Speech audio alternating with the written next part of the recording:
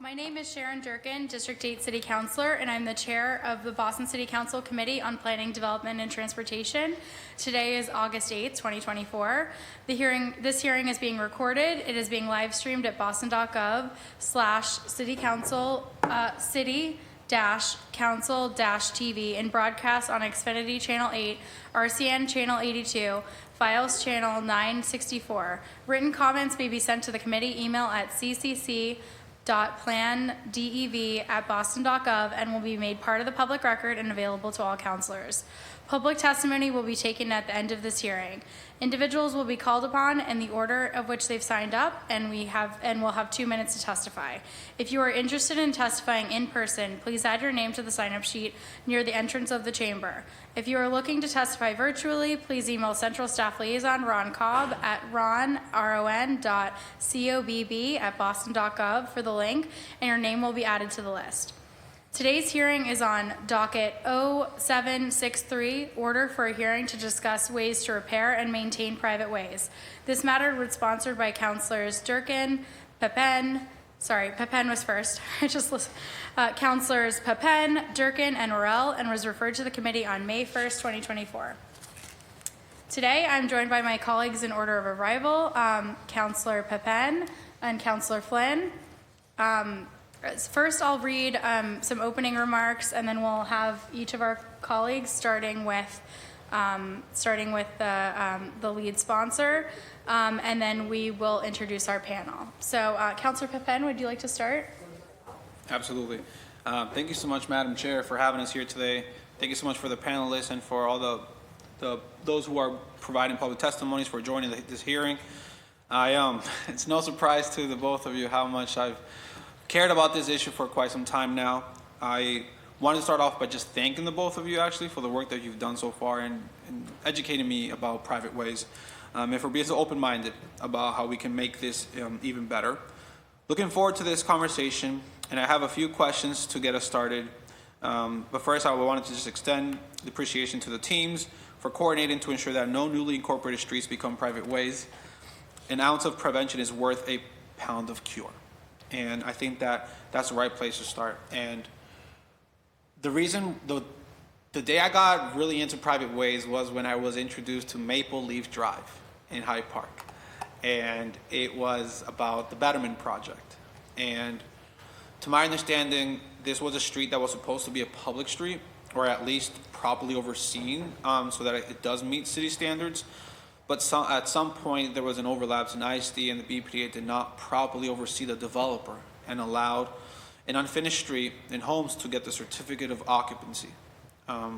Once the developer had the certificate of occupancy, he had nothing keeping him on site to finish the job. And now, I've heard it before I even became a councilor from residents that live on that street, how the condition of the street is causing their life to be impacted. And then now that I'm the district councilor for District 5, which represents Roslyn, Hyde Park, and Mattapan, which is probably a district with a lot of the private ways in our city, I just continuously hear complaints from residents of they're paying taxes. Why isn't my street paved? How can we get it paved? How do we make it into a public way? What happens when there's a snow emergency? What happens if there's a fire truck trying to come down my street? There's just a ton of questions, and I think that I would love to start off by understanding why there is so many private ways. What are the responsibilities of residents that live on a private way, and then continue on that conversation about what are some possible solutions, how we can alleviate those concerns from the residents. But overall, as you can see, I'm very passionate about this. Looking forward to having this conversation, and thank you so much for being here. Thank you so much, Councilor Pepin, and thank you for your leadership on this issue. Next, we'll turn to my colleague, Councilor Ed Flynn. Thank you, Madam Chair, and thank you, Councilor Pepin, as well. Thank you to the administration team that is here. I also, like Councilor Pepin, I also have many private ways in District 2, including many in the South End.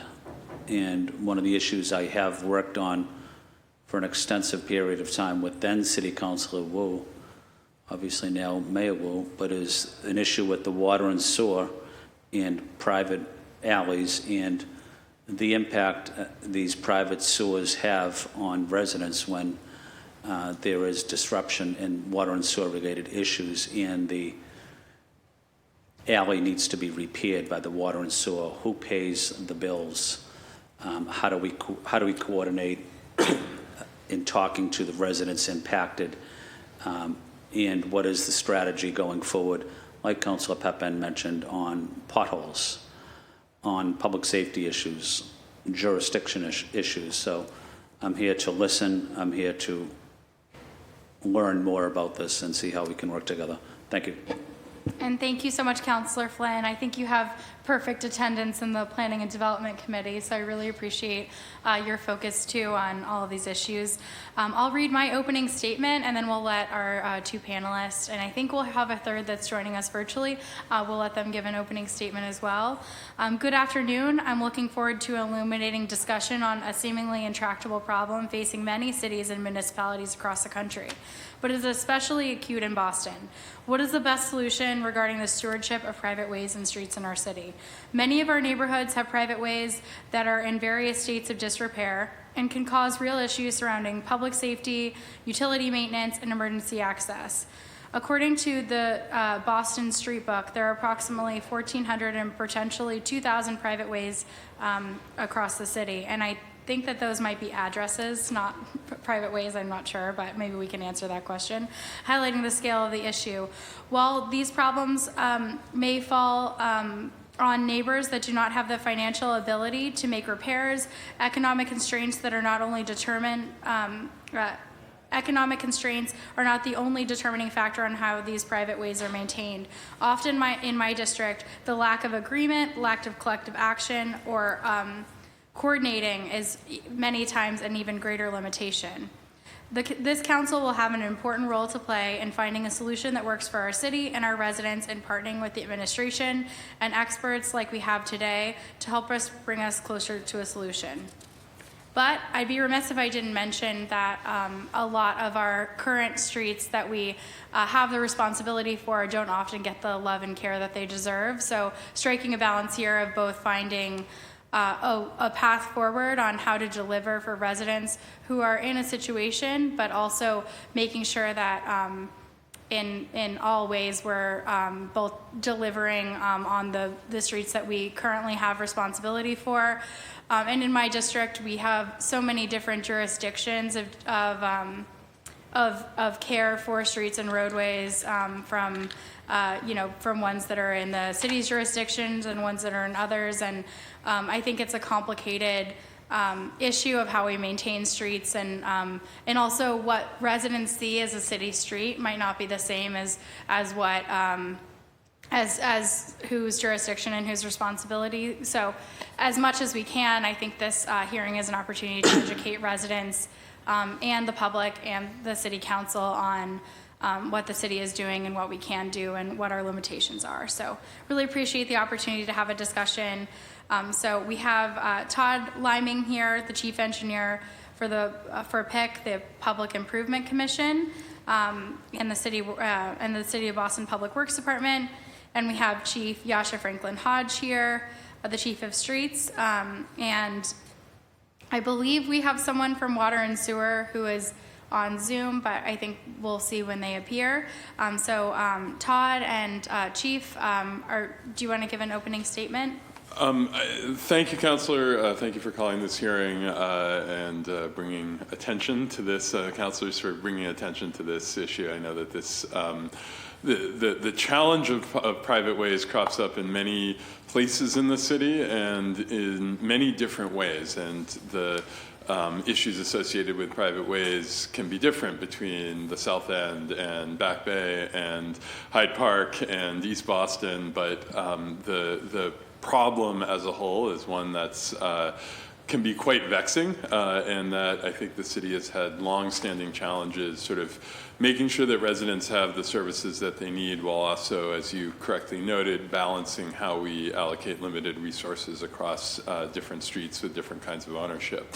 I don't have a lengthy opening statement prepared, so I will keep it brief and just say, we are happy to answer questions to the best of our ability about the current state of private ways and explore with the council potential pathways to improving that current state.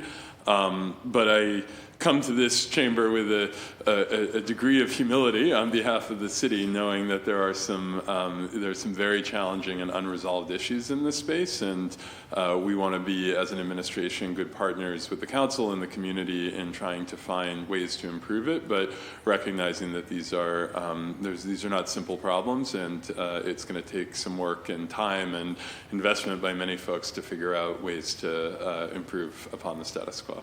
Thank you so much, Chief. Todd, and then I'll just mention that we've been joined by John Sullivan from Boston Water and Sewer Commission. Thank you so much for being here. John, I'll go to Todd for an opening statement, and then I'd love to hear your opening statement as well.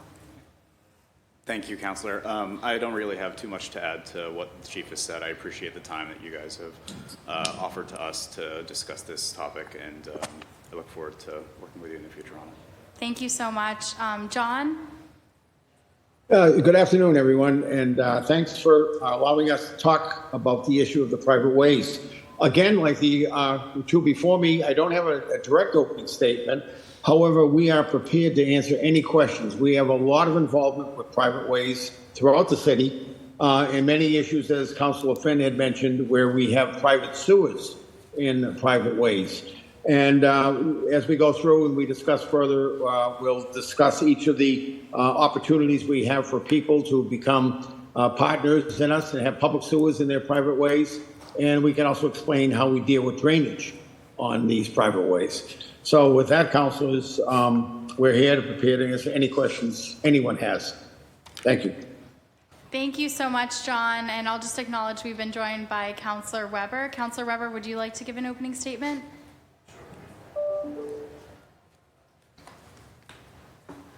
Thank you very much, and thank you to Councilors Durkin and Pepin for bringing this.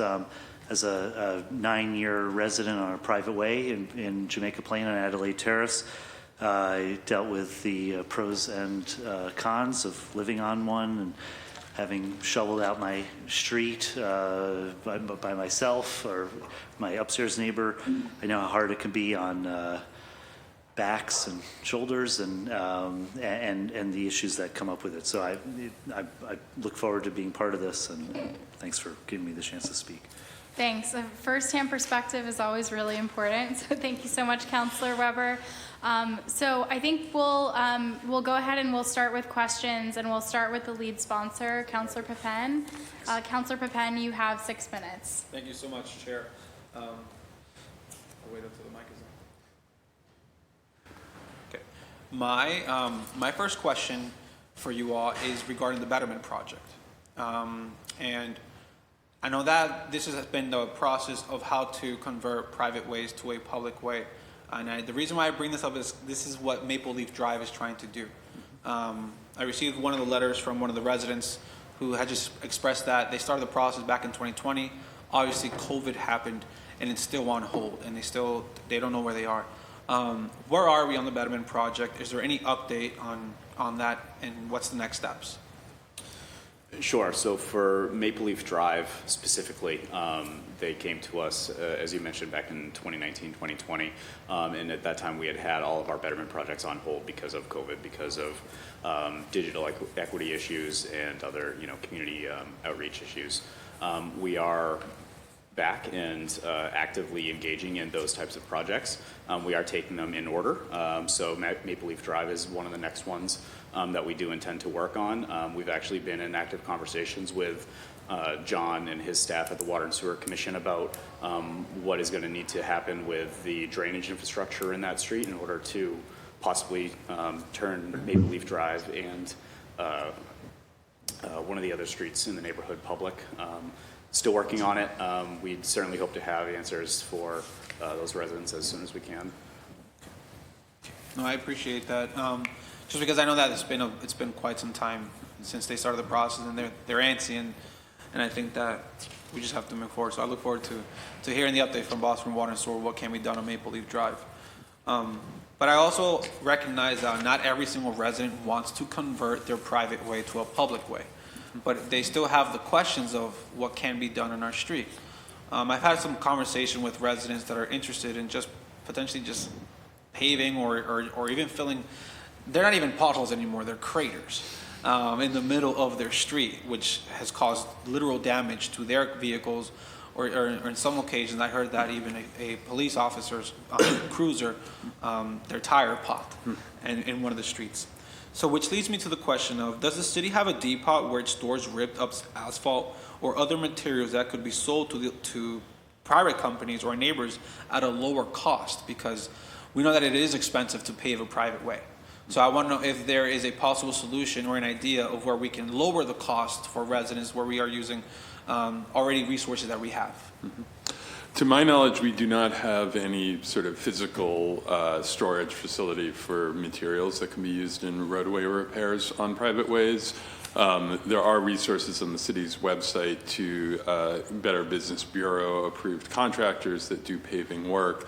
There has been discussion in the past about whether or not the city could participate in some sort of bulk procurement purchasing program that would allow this, save residents the trouble of having to go through that purchasing process themselves.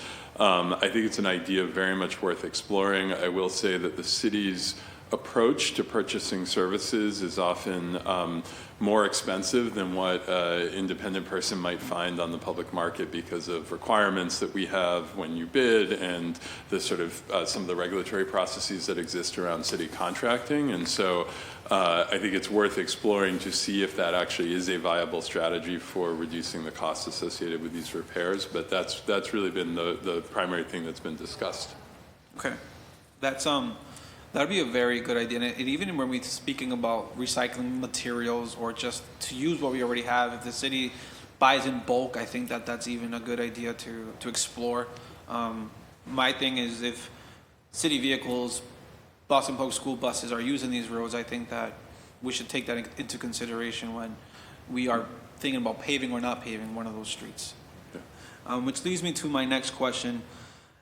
A lot of the streets that are private in my district are thoroughways. So we know that there's a difference between a dead-end private way and a thorough street private way.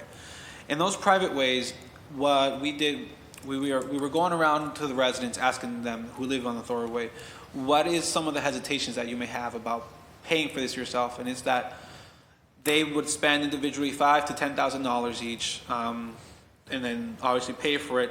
But then vehicles that are cutting through are destroying the street again. So they feel like it's going to waste. That investment is not worth investing in. And my question is, have we explored the idea of how can your department implement a simple process for neighbors to apply for dividers or flex posts or petition to abandon that center part of the street so it cuts off that flow traffic, considering it is a private way? Have we explored that? Because I know that my understanding is that the city works with companies like Google Maps, Waze, and Apple Maps to remove private ways from the GPS. Have we explored that idea? So there's a series of legal questions embedded in that I want to just start by saying I'm not a lawyer and am not steeped in the case law and history of all of the statutory regulations regarding private ways. The private ways in the city of Boston are typically private ways open to public travel, and so there is a legal right that the public has to traverse those private ways. But understanding that they are private, that means that they are traversing the way as it is maintained or not by the abutters who are ultimately responsible for it. I think there are some elements of the private way, the management of the private way beyond just the physical infrastructure that are left in the hands of abutters. So for example, private ways the people who live along a private way are responsible for setting their own parking regulations and enforcing those regulations. So you cannot, as a member of the public, park on a private way if it is signed saying you cannot park there. There are also, I think, there are certainly, we've heard from some folks on private ways that the state of repair of the private way is, in fact, even when it is a through street, in some cases a deterrent to people traveling through, because it is, and there's some concern about how much traffic a smoothly paved street might draw. So ultimately, residents who live along a private way do not have the legal right to obstruct it such that people cannot travel through, but most of the other decisions about how that street is managed is left in the hands of residents. And so any sort of change to that would result in likely residents losing a lot of the control that they enjoy over how the use and the setup of the street. But we certainly do have the betterment process available to us if there is a desire on the part of the majority of residents on a street to convert it back into a public way. Obviously, we can talk more about that, but there's expenses associated with that, and in some cases, necessary physical changes to the street that may adversely impact the people who live there. And I think this conversation's going in a great direction. I want to make sure that I give everyone a second round, because I think Councillor Pepin, I know you have a lot more questions. So I want to acknowledge that we've been joined by Councillor Brian Rowell, who is a co-sponsor of this hearing order. So I think first do you want to give an opening statement, Councillor Rowell? Thank you guys for being here. I know we have had this discussion a few times, one over Stella Road. I know that was one place that we're still trying to figure out some solutions, but also just a broader conversation around this. But then over in Harvard Commons, that was a community that went through the process, and I believe that process took, was it 4 years, 5 years? Can't remember how long it was, but thank you for your support in that. But I do think that I'm hoping that there's, to your point, a way that the city can help neighborhoods that might not be able to come up with the, $4,000, $5,000 per unit to, get these roads up to code. I think that's where my advocacy is like, what type of program, what type of assistance can we set up to, make sure that, because it's not just the road, because it's also, my understanding, it's the lights, it's the everything else on the ground. I think it's the Boston water sewer pipes that also needs to be replaced, and sometimes those are more expensive than the actual road, sidewalk, and street costs. So just wanted to see like what financial assistance, what you guys have been thinking around, especially for those neighborhoods that are more low to moderate income, like what assistance can we create? Councillor, do you want them to answer that question? Oh, I forgot it was an opening statement. No, yeah. go But ahead. if you guys could feel free. Yeah, I think as a sponsor, if you would like to answer that question. Sure, I'll take a crack at it, and I think Mr. Sullivan may have some thoughts as well from the water and sewer side. I mean, when it comes to streets, as of right now, we do not have a program to provide funding for street betterments, but the cost of street betterments are shared between the city and the residents. So there is some financial support sort of implicit in that cost-sharing arrangement, but there's no pot of money that residents can apply to fund their portion of the betterment, and no budget allocation for that, and to my knowledge, no statutory authority to sort of issue alternative payment structures on a case-by-case basis or a needs assessed basis. So that is, I think, fundamentally a challenge. We did discuss earlier the idea of exploring bulk purchasing of services as a way to potentially lower some of the costs, but that has its own set of complexities associated with it. Betterments are, I should draw maybe a quick distinction too between betterments and repaving. Residents can repave a street on their own without going through the betterment process. So a group of residents can come together, find the money, hire a person to do the work. They do not have to, when they do that, address anything else on the street unless they desire to, right? So they would not have to put in place sidewalks. They don't lose control of the street parking regulations. They can install speed humps if they wish. They have a lot of freedom when it comes to doing their own work on the street. The betterment process is the process by which a private way is converted into a public way.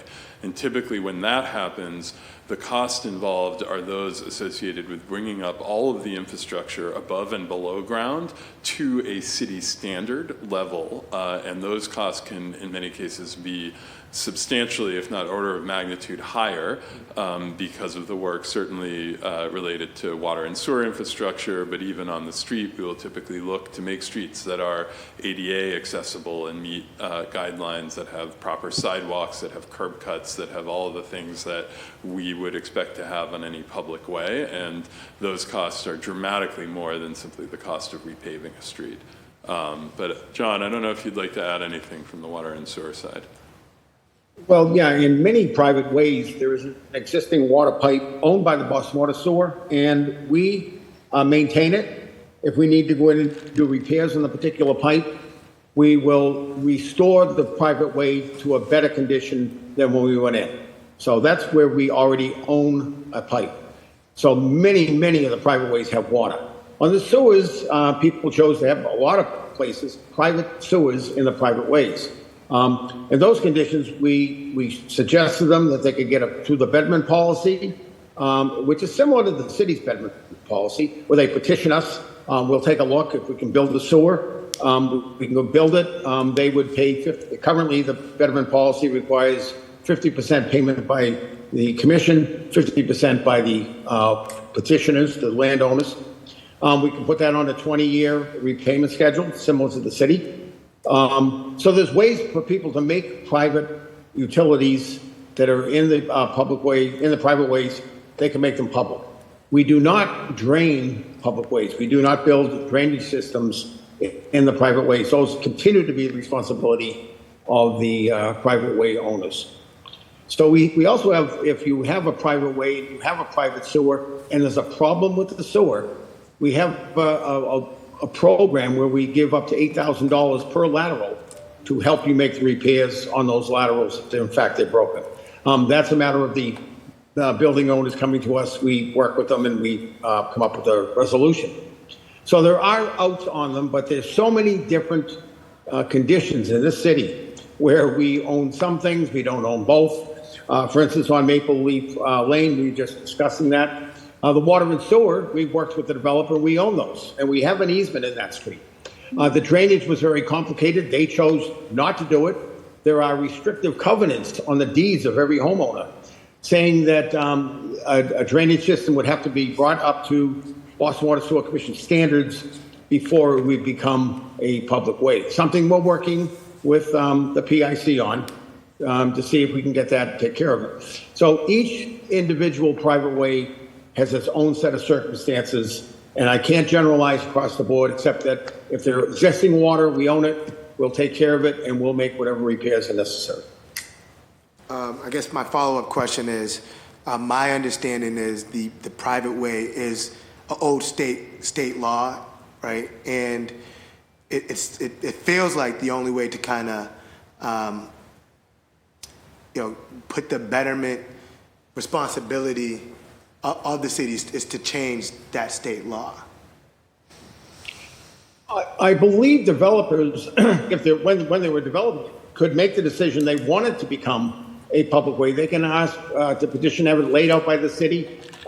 They would approach us. They would build us new systems. We would accept them, and it could have become a public way right off the bat. An example of one in the city was Curlew Street in West Roxbury, where it originally was built as a private way, and there was a private sewer. And what they did was they petitioned both public improvement and ourselves. We both worked with them, built new facilities where necessary, and now it's a public way. We control both the drainage, because they built a new system, the sewer, and the water in that street. So it can be converted. It can't happen. But there is a process in doing it. And just one last question. I guess my advocacy is always, I believe private ways are a thing of the past, right? And I would love to see that the city own all the streets in the city of Boston and be responsible for all the improvements. on every street in the city of Boston.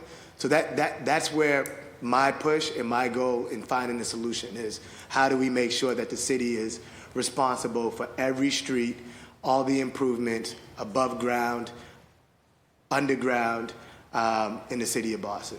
I appreciate that, Councilor, and I think just your point about the state law, there certainly is quite a bit of state law around this. The main statute that we rely on relating to betterments was 1906, I believe, and the existence of private ways, I believe, predates that statute as well. Certainly, were the state to come in and create a fund of financial resources to support betterments, there are likely a number of private ways that might opt to take advantage of that. I would say, though, that if we were to look at the full conversion of all existing private ways, I know we have not done a detailed analysis of this, but I feel safe in saying that we would likely be looking at expenditures in the hundreds of millions of dollars across the underground and above ground portion. We would also be looking at substantial change to the way those streets are structured and used, including a lot of loss of parking. Many of the private ways today, you will see people parked in ways that we would never allow on a public way. And so I think, for us, we take a very careful approach when we talk about betterments and conversions and come at it from the perspective that this is a high bar. Residents need to want it, they need to petition for it, and even now, the one that we most recently did that you mentioned, Harvard Commons, that was, as you know, a very contentious process in the neighborhood. So I think we are, from our perspective, because of all of these complexities and sensitivities and because of the cost, we sort of look at this as a one-off basis. However, with new projects and new developments that come in, as was noted, we typically discourage private ways in most circumstances, certainly throughways. We do allow them in certain limited exceptions, especially when they act functionally as a driveway for a property, but we are trying to limit the amount of future betterment and repaving cost discussions that residents will need for streets that are being created now. Thank you so much, Councilor Worrell. And I think given seeing the array of districts from Councilor Pepin's to Councilor Worrell's to District 8 that are wanting to work on this issue, it just shows there's such a diversity of areas of Boston that are impacted by this discussion. And it's interesting because having talked with both of the co-sponsors of this, we're all kind of taking a little bit of a different approach around the same issue. And part of what I think the goal of this hearing is for us to figure out what are potentially some of the desirable things about some of these process and getting into the nitty gritty of our district and streets and private alleys that and private ways that would be there would be a positive, net positive, and what are some of the undesirables for the city taking on different issues. And I know, given how different our districts are, like I definitely would see a lot of people in my district, if they heard some of Councilor Worrell's comments about the city taking on some of that, they would say, whoa, we've actually have a good partnership going on where all of our neighbors know that we can do this. And then, I recently went to a block party that didn't need to be permitted because it was on an alley that, and dinner parties that take place without needing the city's approval. So just figuring out how to measure all of these things and how to weigh all of these things and really how to come to a conclusion around what is our path forward with helping some of these owners. And I think I really am grateful for Boston Water and Sewer's presence at this hearing because it's all very interconnected, and the issues that I've heard about with sort of a lot of the most emotional I've heard constituents get around this are really around the sewer issues, which can cost a lot more money and are a lot more resources and are far more complicated in some ways to navigate. So I want to give, I know Councilor Worrell, thank you so much. I know Councilor Weber has been waiting patiently. So Councilor Weber, do you want to go ahead with your questions? You have 6 minutes. Sure, thank you. Happy to hear Councilor Worrell go before me.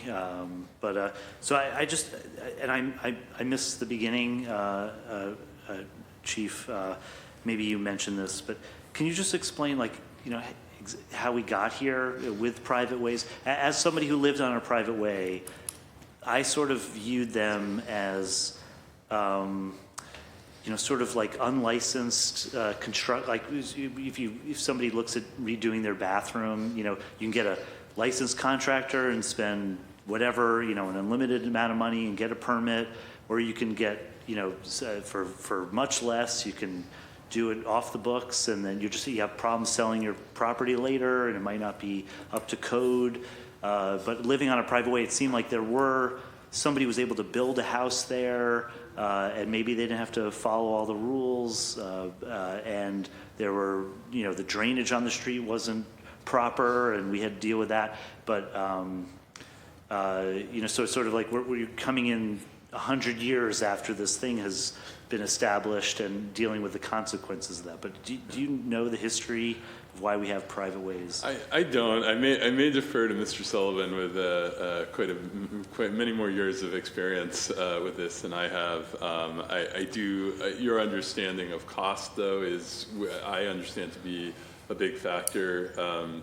As much as we like to think of the neighborhood fabric of Boston as having always been here, most of it was built by developers at one point who were converting farmland or woods into large-scale housing development, and much of that question when those projects were undertaken was, I think, a cost question, also likely a control question about how the streets would be built and laid out, what materials would be used. But I don't know, John, do you have any more of the in-depth history there? No, despite working 52 years for the city and dealing with this issue for a long time, private ways, many of them never met the criteria anyway to be laid out as a public way. They were smaller than what normal streets would be. Abutters didn't want anybody else controlling them.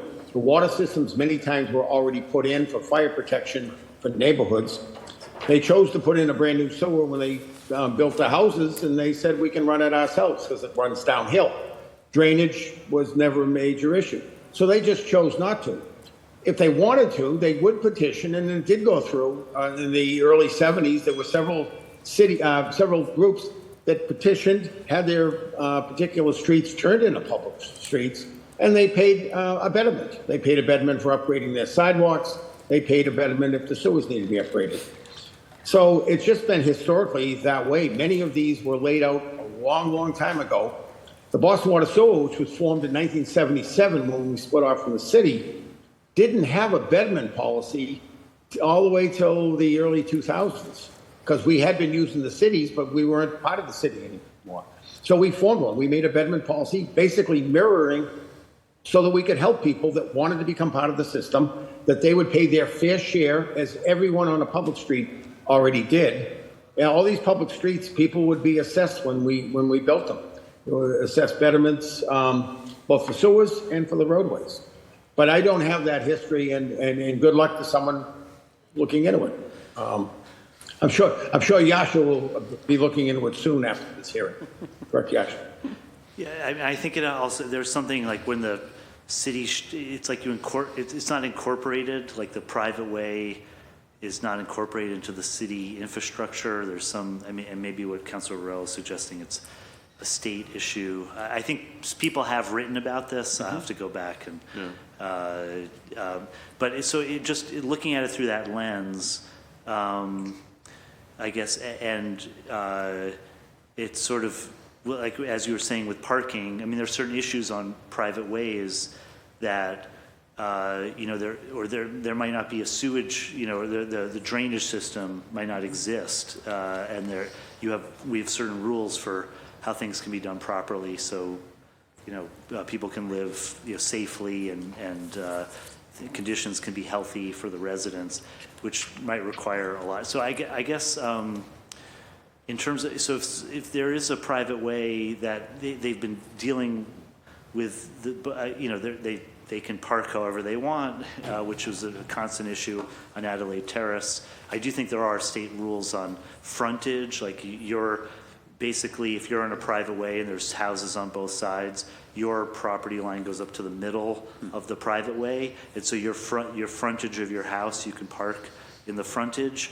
That was an issue on Adelaide Terrace because there's part of it with no frontage, so it was like, sort of free for all. You also have this issue at homeowners versus renters, and who really cares about it. But I guess, what's your suggestion for people who are on a private way? Does the city do you want them to be part of the city? Do you just, have any, advice?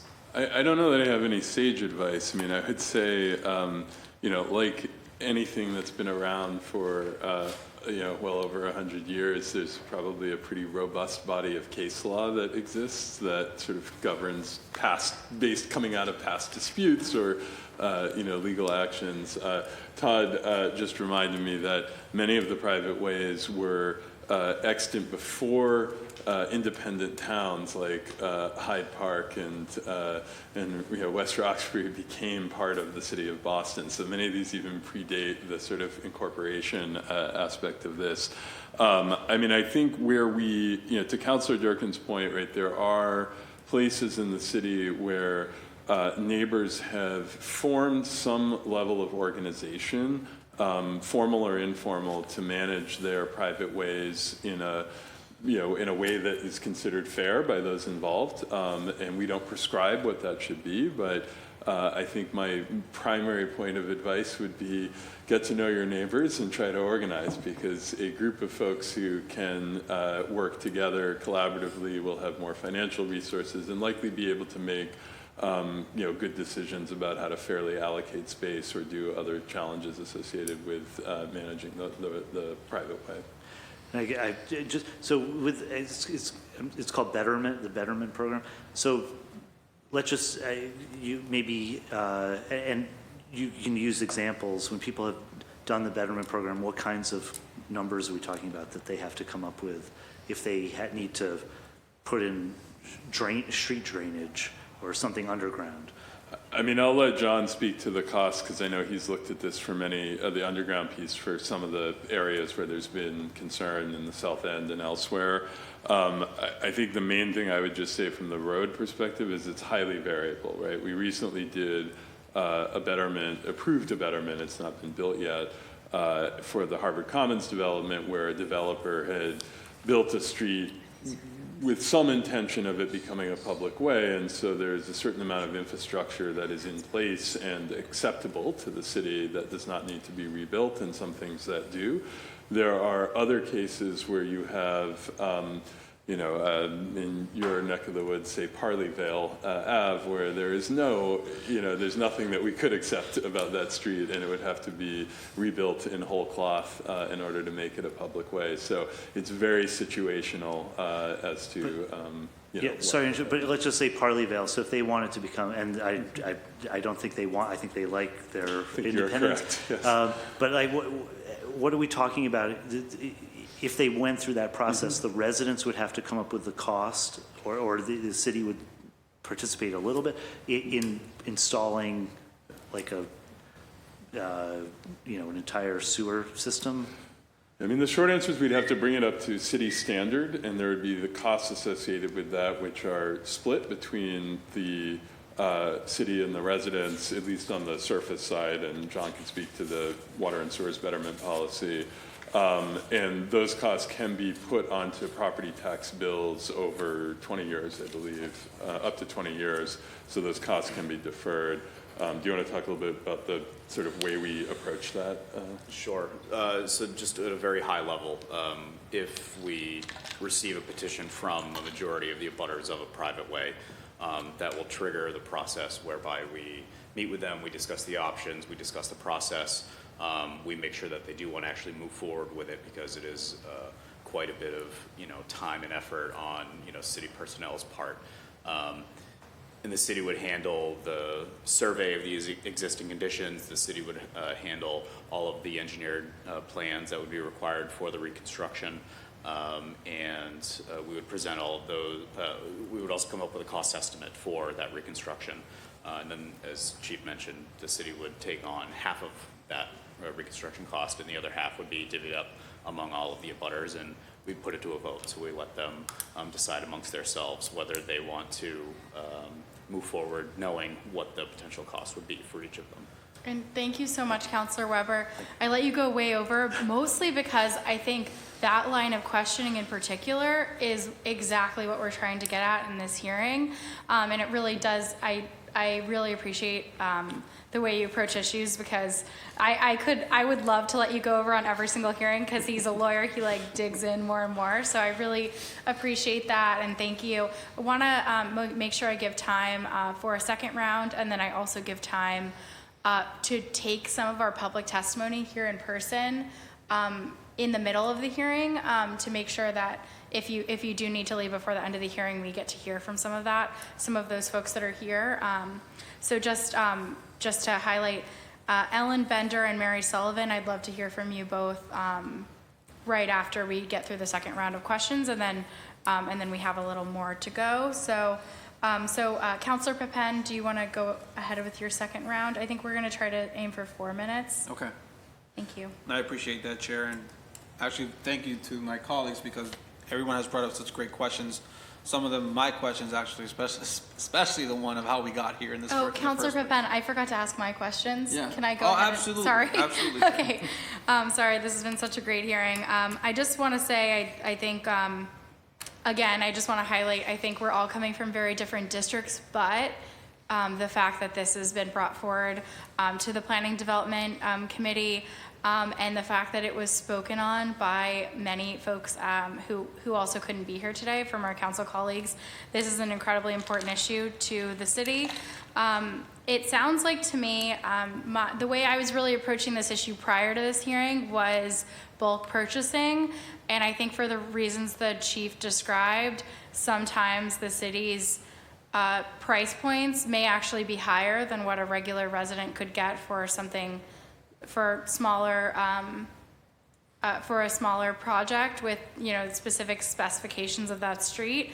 But I was just curious, oftentimes, I haven't experienced this from direct constituents, but I've heard through the grapevine throughout the city that oftentimes managing that work being done on a street, or in a neighborhood or cul-de-sac, or however it is structured, that managing that work being done when people are not technically savvy to manage the technical aspect of getting the sewer repaired, and also just the coordination of coming together as a neighborhood or a street around that can be particularly hard. So I think I would love John Sullivan, if I know a lot of this I've heard about is related to people coming together around private sewer repairs. And I was just curious, given all of your background in this, is there a way that the city can assist in coordinating these projects going from start to finish? And is there a role that the city or Boston Water and Sewer can play, even if it is the neighbor's responsibility, ultimately? Absolutely. First of all, sewers are a very important part of the public health of any city. So we require that anybody working on a sewer that's connected to our system be licensed by ourselves, and there are many of them. We have the list. When people want to do a repair, they come in and they tell us about it. We work with them. We give them opportunities for advancing the repairs such that if they're done according to our sizing requirements, et cetera, in the future, if they're extended, we could take it over.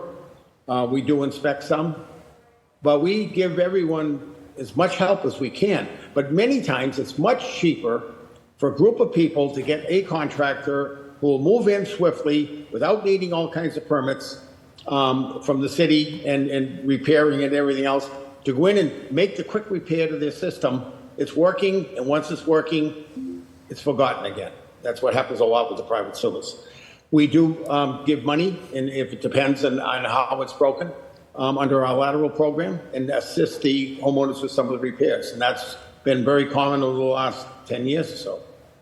So, yeah, we will continue to offer it. We also then suggest to them, we have a betterment policy, similar to what was described by Todd.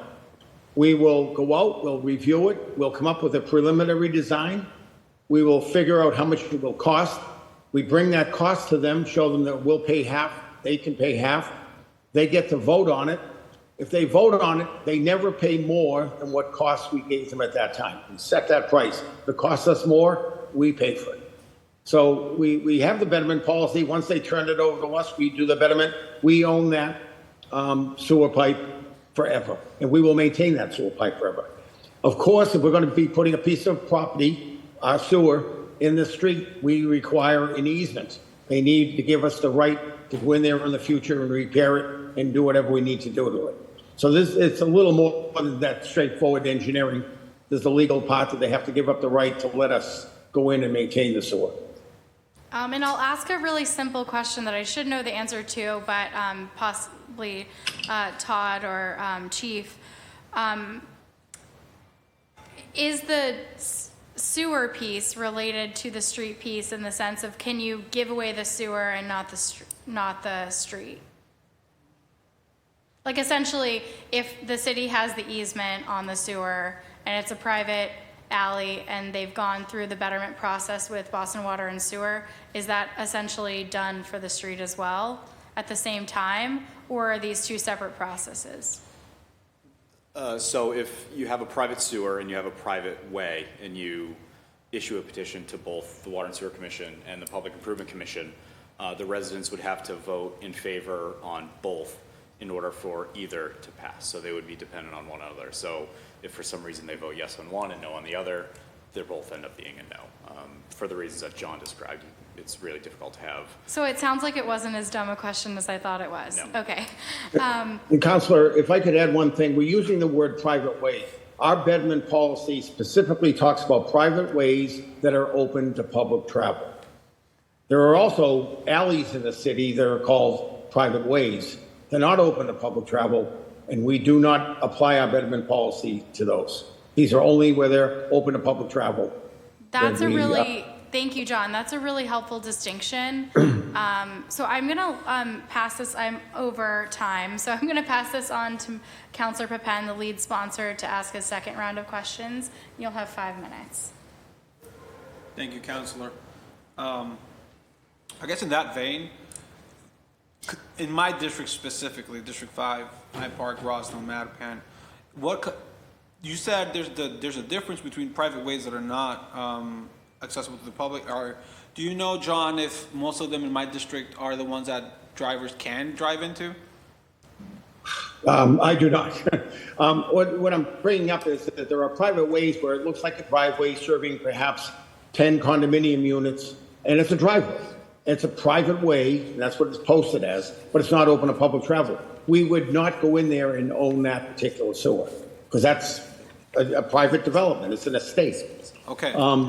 But many, if people are driving down them every day, they're more than likely private ways open to public travel. All that information is available in the city's public street directory. You can tell what's private way open to public travel. It's all noted. So we could look up any of the amount of streets that you would like us to. Okay. Thank you for that, John. And this question is more towards Chief Franklin Hodge.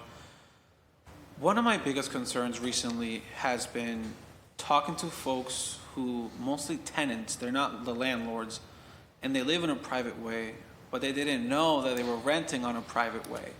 And now they're caught in the middle and not knowing, questioning, they're asking us, oh, why can't the city pave this? But not knowing they live on a private way in the first place. And, to Councilor Worrell's point, even to the folks that are already paying so much in rent, to even fathom the idea of looking for $5,000, $10,000 extra dollars to pave their way and not even be on the landlord, I guess it's a two-part question. One, is it the responsibility of the landlord or the tenant to pay for that at the time of the request? And two, can the city create a database or at least a page explaining to residents what a private way is and what the city can and cannot do? Because there's just a lot of confusion out there about what can we and cannot do. Yeah, so the answer to the first question is it is the property owner's responsibility to cover betterment costs or to participate in the repair of a private way.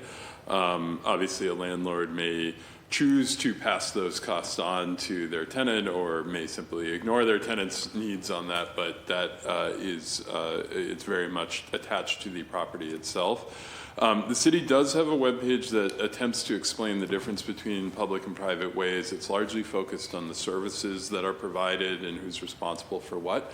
No doubt that could be better, so I think I would love to work with you if there are suggestions for questions that you're getting that are not well answered by that page. We're happy to try to build out that content to provide a more robust resource for people who find themselves in this situation. Yeah, that would be helpful, because even when I was looking at the street book that the city has, I had to control F private, and then go through. There was 180 pages, and about 1,583 results came out. But I had to scroll through all of them to even understand where was, let's say, I don't know, Maple Leaf Drive, where that was on the whole booklet. So even doing that kind of research was very difficult for myself to. And I can just imagine anyone who's just curious about if their street is private or not. I think that. I like the way that you all did the safety search program, where it's just a simple, put in the address, is this private? Is it going to speed humps or not? Is this a private way or a public way? There is a searchable interface for the street book where you can put in a street name. It is not the most attractive or phone-friendly website in the world, but you don't have to go through the entirety of the phone book of streets to find it. But I think we'd love to explore this question of like, who are asking you these questions? What are the questions they're asking? And then what could we do in terms of the content and tools we're providing to make it easier for people to get access to that information? Because it's all there if you know how to find it, but it shouldn't be hard for anyone. Yes. No, I really appreciate that, because it's just even simple. As a chair of city services, I feel like even just making it easier for folks to look up services is a priority for us. In regards to snow and snow plowing, I know that the city chooses sometimes as a courtesy to plow and salt private ways with the same city vehicles. Built into this process is uniformity, since the city of Boston often contracts out for these services. On the other hand, we have met a few residents who have spent a lot of their personal time and money to repair their private roads, only to have snow plowing destroy those private ways. I got one of those emails. It's on Vernon Street in Hyde Park. Snowplow dropped the thing to remove the snow, and it shattered part of the street, and now there's a pothole there as a result.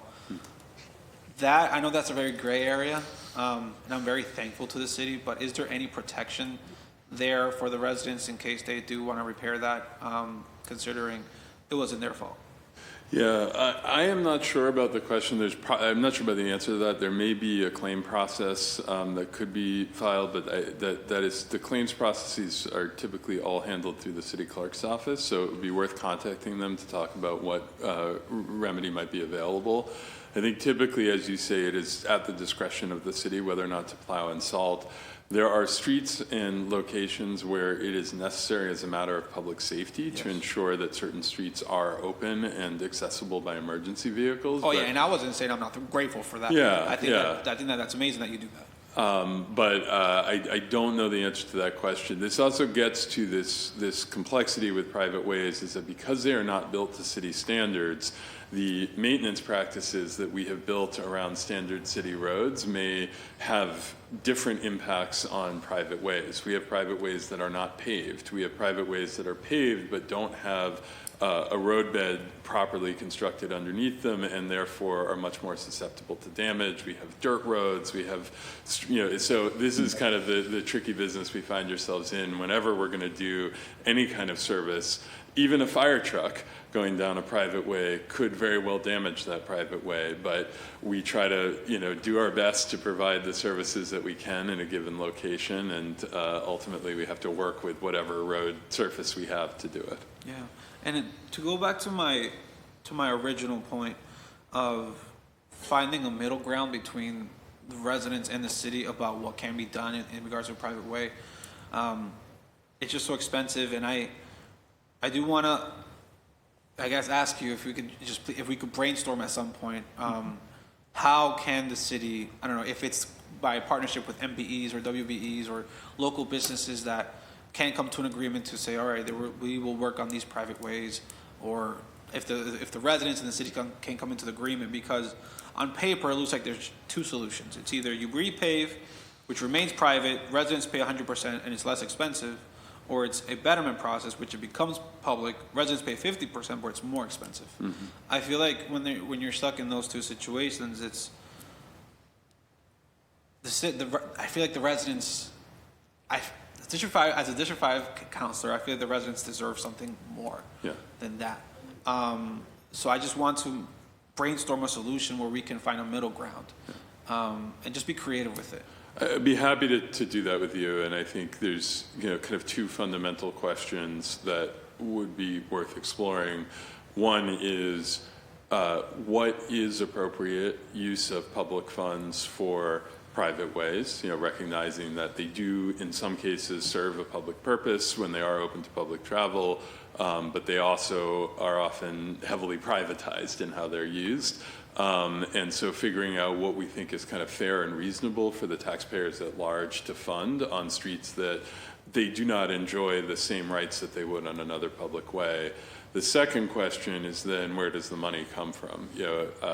Water and sewer is a utility. They have a rate base that they're able, that over time absorbs costs. We obviously, as a department, are limited by our appropriations in our annual budget and don't have a way to sort of raise our revenue in accordance with increasing expenditures. So a decision to either reallocate funds out of existing programs or public way repaving programs, or to allocate additional funds would likely be necessary if we were to try to set up a substantial program to do this. Is this something that, and I'm sorry if I'm over time, is this something that, let's say in the next budget conversation, like, would that be an option to add a line item to help pay for that? I think if we had a sense of what we were trying to create and did it sort of pass legal muster, which is another important dimension to this, is what we can legally do as a city. Right. I don't know that there'd be any fundamental barrier to that other than just budgetary constraints. And as Councilor Durkin noted, not all of our public ways are in the state of repair we would like them to be, and so we're always very cautious when it comes to limiting resources that are allocated to already under-resourced needs within the city. I appreciate that, and I again just want to thank you both for being here. I do want to yield the rest of my time, so I want to hear from my colleagues in the public testimony. Thank you so much, Councilor Papen. Councilor Weber, Councilor Worrell, do you have a second round of questions? Yes. Oh, perfect. Okay. I guess we'll go to Councilor Worrell first, and then Councilor Weber. It's a question for Boston Water and Sewer. Are private ways eligible for the lead replacement pipe program? Houses Yes. on private ways?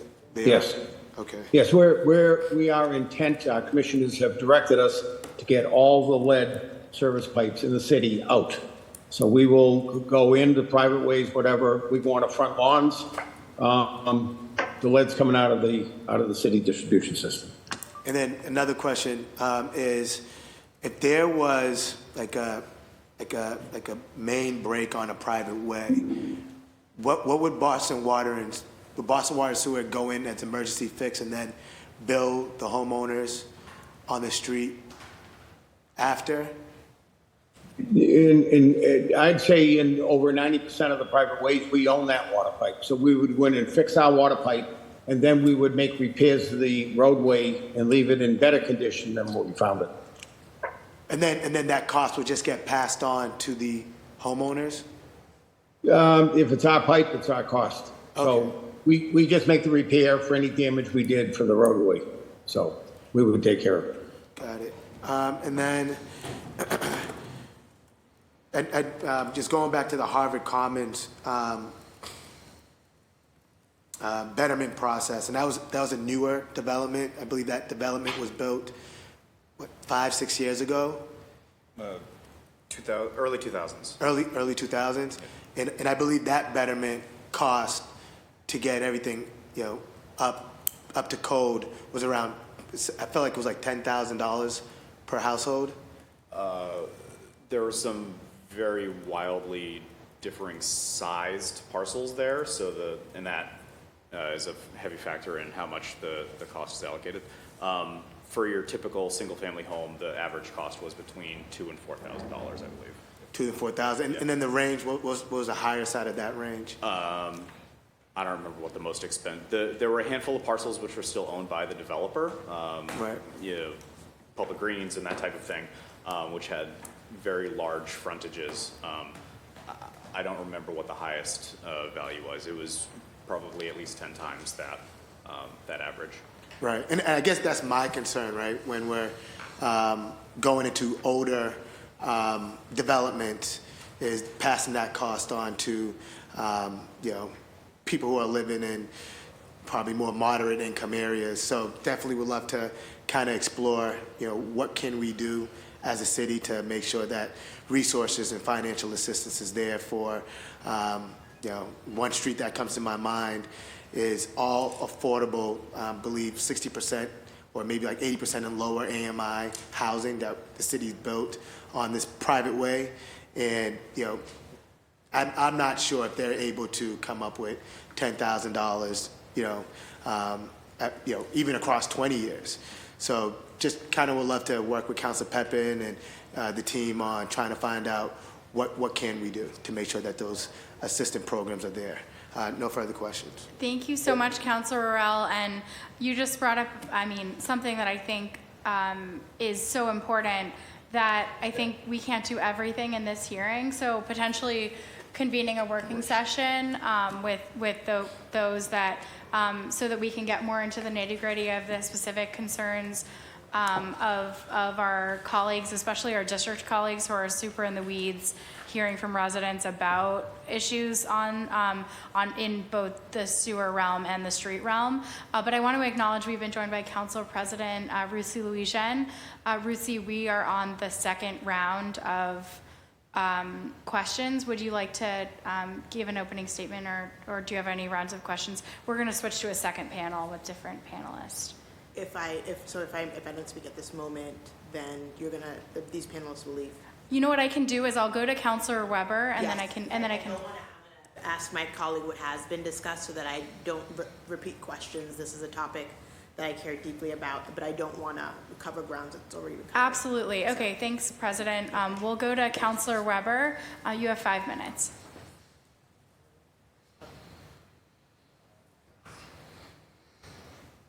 Thank you. I think you were talking about how some private ways get plowed in snowstorms to maintain access or whatever. One of the rules we thought existed was if there's a first responder on the private way, that the private way would be plowed. So everyone who was new to the private way, we were, hoping it would be a police or firefighter or something, so we can get the reliable plowing. That never happened. But so the betterment program, is there, just a dumb question, there's a city ordinance or It's how's this actually, laid out? it starts with a 1906 statute that lays out the betterment process. It's been amended by the state legislature several times, and then there are elements of the process that are not specified in statute, but which are either formal or informal past practice of the Public Improvement Commission, which oversees it on the city's behalf. The state legislation also does devolve some rights and some decisions to the city to make. At the time, it was the Board of Street Commissioners. Now it is the Public Improvement Commission. So we have some discretionary authority. Yeah, I'm trying to practice law by Google. Yeah, I think state law, there's, it's like chapter 40, section 6N lays out a betterment process, but and I see information sheets from like Boston Water and Sewer and on the city website, the sort of public way versus private way thing that you had mentioned. But is that something we should be talking about, is to codify, the betterment process, and make it more predictable, or, is there room for that? Yeah, I think there's certainly room for discussion around that. I mean, I think it's first a legal question of kind of because there's state statutory authority that's explicitly devolved to what is now the PIC, there may be some limitations about what can be done in municipal code, given that the PIC is a established body that has recognition in MGL. But again, I'm not a lawyer, so I think we'd want to start with the what's possible question. There are some elements of the city code that do refer to private ways. In particular, there is state law, and I cannot cite the section off the top of my head, that gives cities broad authority to make temporary repairs to private ways, and very explicitly says sort of cities may set their own policies about if, when, how much, how to allocate costs. And so the municipal code language regarding private ways seems to be in response to that state statute, and it does lay out some guidance for how the city should take advantage of that state authorization. Yeah, we're talking that section 6N. It's just because I looked at it. It's private ways, temporary repairs, ordinances, or bylaws. It just says cities and towns may, by ordinance or bylaw, I don't know what the difference is, provide for making temporary repairs on private ways. And but drainage, these are temporary. I don't know why that would be a temporary repair.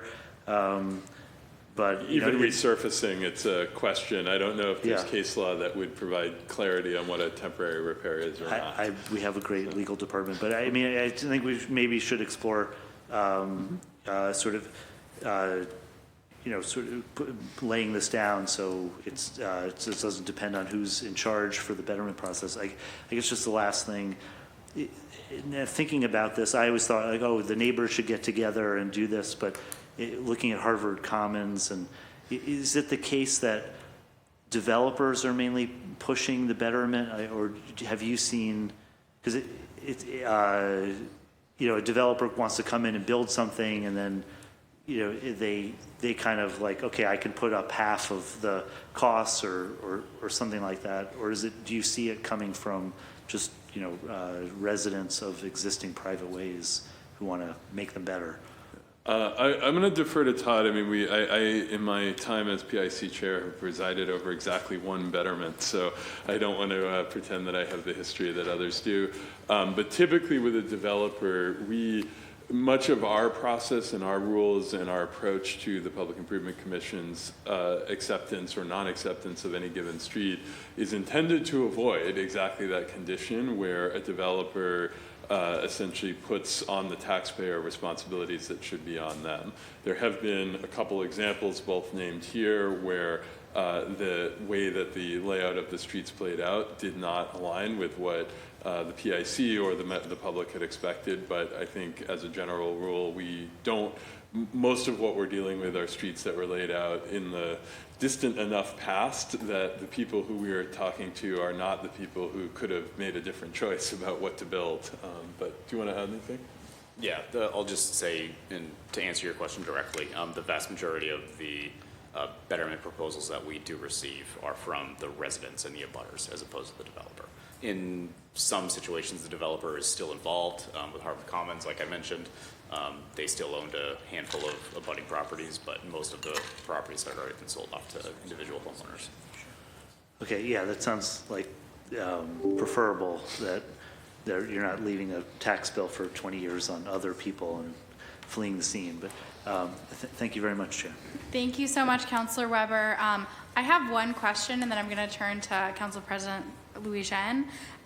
So I think just building on the questions asked by Councilor Weber, oftentimes I was just curious sort of what and I know this might be a question that might be better answered by the community engagement cabinet, or, but while you're here, oftentimes, there's a development that's happening on a private alley or street that might be an opportunity for us to leverage that opportunity, because that development may be necessitating more use to the sewer or roadway, and as proper mitigation for the neighbors, it may be proper mitigation for the neighbors to be able to sort of leverage that process to get some of that betterment done. But I mean, betterment's probably the wrong word, but to get the it up to the code and up to snuff with what would need to happen for the betterment process to start. So I'm just curious if we have thought about creating community engagement. So given that, have we thought about, sort of from a community engagement perspective, what BTD or PICS or Boston Water and Sewer's role is in potentially gathering abutters as part of the either Article 80 large or small project process to talk about these issues alongside any public process that's going on with development on specific streets or roadways? Yeah, I think I would have to defer to my colleagues actually in the planning department, where it's usually where these kind of development mitigations conversations start. I know that there are examples. I'm thinking of a street in Roxbury whose name is escaping me that got sidewalks on a private way that were constructed by a developer who was building on that private way. So there's certainly examples of this, but typically the question of mitigation for development impacts is part of the development review process. We participate in that, but it is led by the planning department. And I guess just as the chief of streets, these are streets, maybe not our streets, but they are streets. Just curious, I know Public Works and BTD are often at the table during these review processes, and just curious if you have any thoughts about how those processes and those opportunities could better be leveraged by either the streets cabinet and obviously we're undergoing Article 80 modernization right now, and we have opportunities to figure out what's working and what's not. And also, I mean, I think the lion's share of Article 80 is going to still be there, but what opportunities do we have to sort of add this to the list of things that could be thought about? This is a place where I'm not sure that I'm in a position to make any specific suggestions, and precisely because of Article 80 modernization, one of the things that I know the planning department is trying to do is to make the whole process more predictable and more structured. And so what the interplay of that goal is with potential opportunities on private ways, I think it would be largely a planning department conversation to have.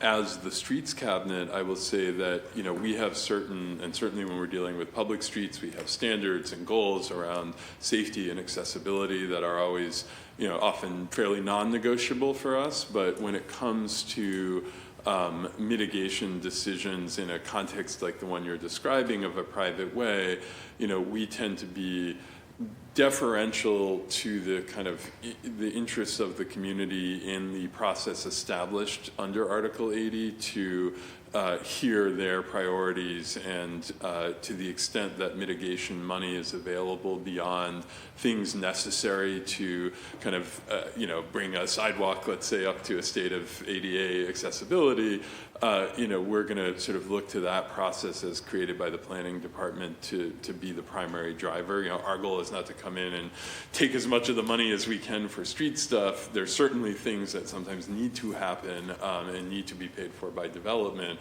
but we want to be a collaborator with that process and with the community members to make sure that communities are getting what they want, not necessarily what we decide should happen there.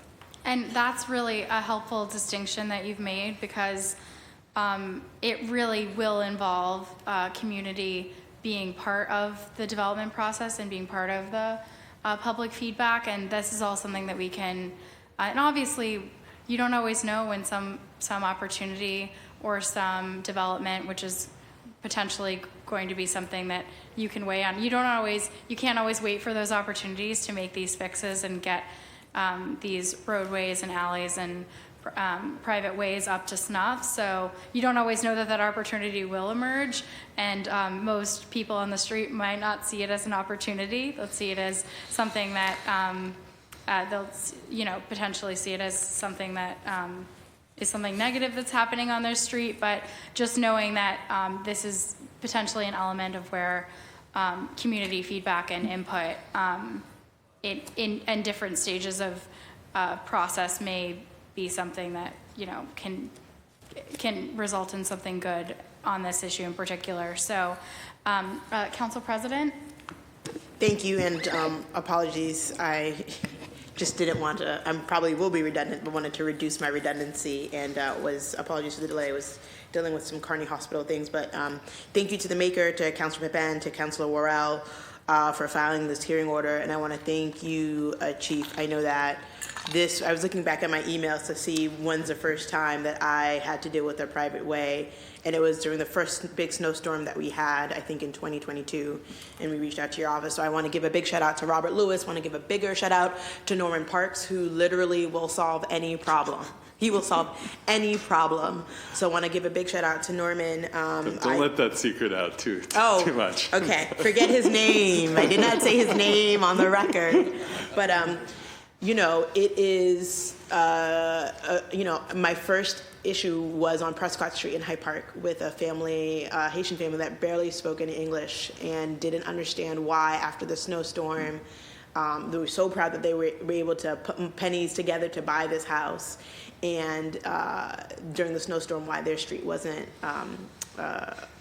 what they felt was neglected. And so they're like, we didn't know anything about this private way. Query whether or not, I don't know if you've talked about that, where that sort of information gap happens that exists, where people don't know what it means to be buying a home on a private way. But if there's education that we can do and that we could disseminate, maybe even if that's coming out of the home center with Karen and her team about are you buying a home on a private way? If so, this is what you must know that this means. Because I think that there could be there's an important consumer protection, an important consumer angle here. But as an at-large counselor, I'm looking at the letters that are, one of them is from my assistant high school principal, Stella Road, an issue that I dealt with Councilor Worrell, where my high school teacher lives on. All of these issues we've dealt with.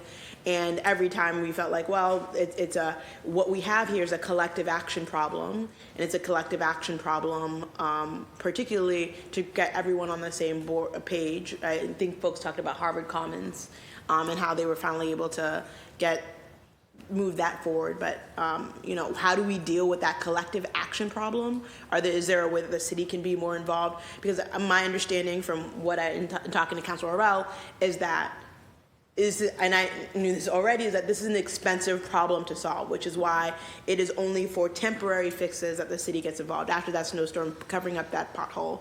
But is there a role for the city in helping to solve the collective action problem that exists in transforming private ways to public ways? I frankly believe that we shouldn't have private ways. I know that there's disagreement, but as an at-large city councilor, having dealt with this issue in Mattapan and Rosendale and the South End and Hyde Park, there's enough churn and issue about this throughout our neighborhoods for us to, think about what it would look like to prevent them. I feel the same way about private sewers. If anybody cares about that, I think private sewers present a similar problem. So I guess if there's a question in all of that, besides my thank you to the folks in the administration who deal with this issue when it pops up in community and provide those temporary fixes, is how can we as a city, number one, help with that consumer education, and number two, help solve the collective action problem of getting people on the same page. And, without disclosing anyone's information, I know that there's a chief among you who lives a proxy to a private way and can speak to how difficult it is to drive up and down that street. So this is an issue that affects, folks in neighborhoods. This is an issue that affects folks in City Hall. So we'd love to hear how we can help with the education and the collective action problem.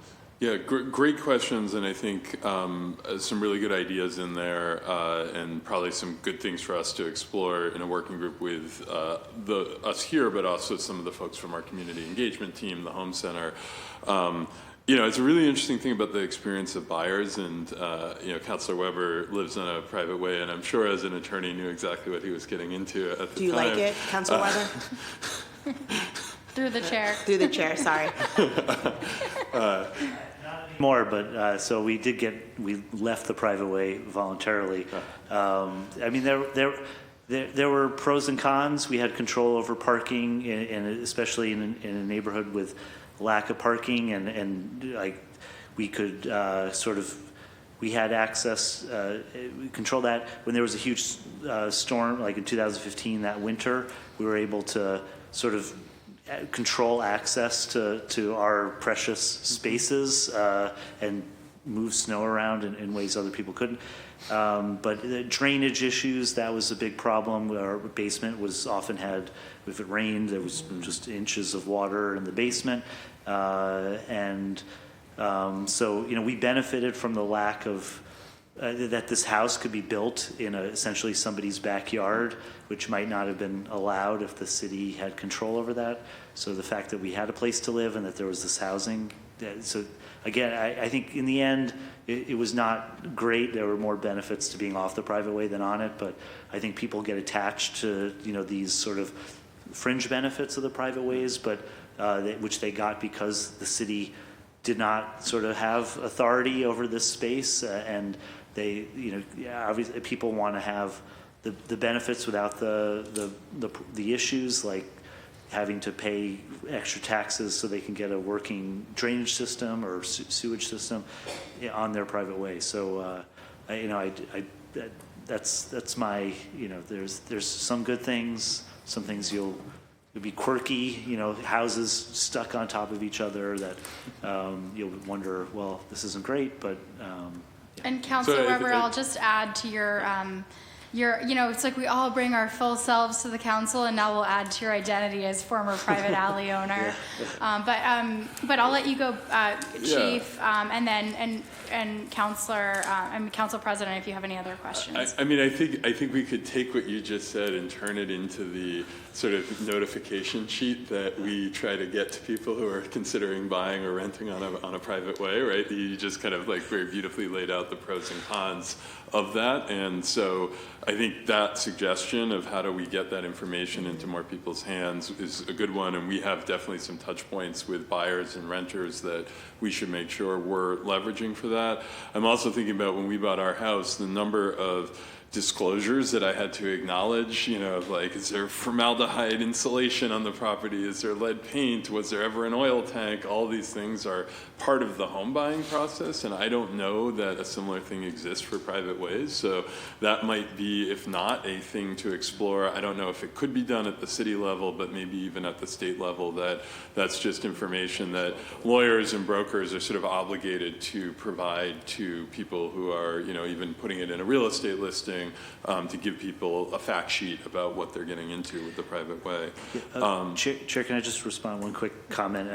Yes. Thank you, Chief. I think you hit on the take-home point from this, and I gotten Ben Wetherill from West Roxbury had reached out. He was like, I live on a private way. Nobody knows what their rights are. Nobody knows what to do. I do think the city can do a better job. Yeah. And so, when anyone is buying on a private way, they know it's not just like, oh, well, the real estate agent said this, or the neighbor said this, and, people are just kind of making up as they go along. I think if nothing else comes out of this, I think we can do a better job, and so people know exactly what their rights are and what they are getting into. Yeah, exactly. Yeah. On the collective action problem, I think that's also a place where maybe the city can help, and I'd love to explore that with my colleagues in the Community Engagement Cabinet and Neighborhood Services. There's potentially a world where the city funds a position that works with people who live on private ways to help them navigate all of these things. And that's obviously a decision, it's a budgetary decision, so I'm not going to sort of weigh in to say it should definitely happen, but I think it's an idea worth exploring of what kinds of assistance. I'm thinking about the ways in which we've integrated technical assistance for restaurants into the outdoor dining program. Is there a way we could create a technical assistance program for residents who are on private ways? You know, whether it's helping them understand how to hire a paving contractor or helping them navigate the betterment process, that's absolutely a role the city could choose to play if we resource that. And actually Council President, do you have all of your questions answered? I think those are the bulk of my, I think we had also reached out to Age Strong at some point to see if there was some money for, you know, it's a particularly difficult issue for seniors, so I'm not, in the betterments that we do approve, if we have, you know, if there's a way that we could, I don't know if there's a way that we put a scale on the, a finger on the scale to help our senior residents who have an even more difficult time when they live on private ways, but just wanted to put that out there. Thank you so much, Council President. And we've been joined by Councilor Coletta Zapata. Do you have, we're in a second round, do you have any questions for the administration? We do have another panel that's coming, and we have a couple people for public testimony, so you have 5 minutes. Okay, I'll be super quick, and I feel like Todd, you know exactly what I'm going to bring up, Geneva Street in East Boston. I was hoping you were going. And I want to really thank Councilor Pippin for putting this forward, because we've been working on this. I went back in my emails. At the time, we got in January 2018. We got this email in February 2018. We went out there, we surveyed the street, and going through my own education process with the PIC and private ways has really culminated to this point. So I just want to thank you for your help and assistance and all of that. But it's one of those instances where folks move into Geneva Street or onto Geneva Street, and they're like, hey, what's up with the street? It's almost like I have to reiterate the same information every single year because of the transient nature of that street. There's a couple of things that demonstrate the challenges with the system that I think we've already gone through: Boston Water and Sewer, and various other funding challenges. But for this particular street, it's interesting because it abuts Massport property, and so there's a percentage of the street that is owned and I think managed by Massport. So different jurisdictional issues there, and bringing them to the table has been interesting. The other part about Geneva Street is that it used to be auto bodies that have now gone out of business, and there's been significant development there. So since 2017, there's been development projects that have promised money into the sewer system, or Boston Water and Sewer, or different sidewalk investments. And they all live within MOUs that have been passed or reviewed by the BPDA board. And so once the neighbors finally get to this point, because there are some neighbors on that street that don't want to go through the process and be a public way, I have a feeling that now that all of those development projects are done, they're going to meet a certain percentage and they're going to be able to get it done. Once, or if that does happen, knowing that Massport is at the table, what are they on the hook for? I guess, is it contingent to their lot coverage or how much space they own? And then also needing to go back into those agreements and figure out, this development project promised X amount of dollars or sidewalk improvements. Like, how are we going to figure all this out? Yeah. So the Massport question is an interesting one. My assumption would be that they would be treated, if there were to be a betterment, they would be assessed proportionally, their share based on the frontage calculations that we use for dividing up the betterment costs. They would also have voting rights in the betterment process. I would caveat that by saying sometimes when you're dealing with state entities, there's statutory exemptions or other types of governing law that isn't the same as what it typically is, but certainly I think for any other institutional stakeholder that would be the expectation, but certainly a legal question that we can research. We'd have to go back and look at the specifics of those BPDA board memos and commitments that were made there. Typically the planning department now, although it may be technically still the BPDA, collects the funds associated with mitigation payments that are tied to development projects, and then will execute an MOU to transfer those funds to city departments that are responsible for executing projects associated with that. So I'm not sure how that works with a quasi like water and sewer, but they tend to be the starting point where they sort of will come to us and do an MOU with us that says, here's, $4 million from these 30 developments that all agreed to these little things that are clearly streets projects. Will you take this money? We take it. It is then our responsibility to track it, expend it, eventually do a project when we're able to do it. Oftentimes we get a tiny portion of the cost of something that's anticipated in the future, so we sit on it waiting until we're at a place where we can fund it either with city capital dollars or other development money. So we can certainly work with the planning department, BPDA, to see if they have anything on record for Geneva. It is possible that some of those funds have already been transferred, or they may be sitting with the BPDA awaiting some threshold trigger to actually bring it to us or water and sewer or whoever else might be doing that work. The last thing I'll say is if they were for sidewalk improvements on a private way, it is unlikely that we would be the receiving agency for that unless it's tied to a betterment, because we are not going to construct sidewalks. The Public Works Department will not construct sidewalks on a private way. So that would be an interesting question of how those board memos are structured in terms of where that money was supposed to go.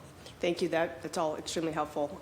The one resident that was leading the charge on this moved. And so it has been stagnant for the last couple of years, but I can imagine it's coming back up. I had another email just this past June of someone who was looking into this. And then I'm sorry if do I have more time? I just have one more question. No, you just ran out of time, but if you do have one more question, go ahead. I'll make two it. rounds. I apologize for being late too. The city services, so I'm thinking specifically Cleveland Place in the North End, private way. I guess just a clarifying question, do we provide like snow plowing, for example, on those city streets? Because I'm getting varied answers. It's at the discretion of the city as to whether or not to plow streets, and we typically make that choice based on public safety considerations as the primary concern. Okay. It's a dead-end street in the North End, and there's a blind individual that lives there. And so I know every single time we have a snowstorm, and this is something that has been passed down to make sure that we take care of this resident, from Sal Lamatina to Lydia Edwards to me. And we just have to make sure, I call it Public Works every year to take care of this person, but sometimes things get lost in the shuffle because they live on a private way. So that's why I asked that question. So I appreciate it, and thank you again for your work. Thank you, Chair. Thank you so much, Councilor Coletta Zapata. That really made me emotional because I think, particularly as someone with an invisible disability, the ones that are visible, like the disabilities that are invisible, I don't know, it really made me emotional to think about like how we care for people and that's our jobs, and we have a lot of issues in Mission Hill around a particular issue, a thing that doesn't get cleared all the time. That's a PIC responsibility.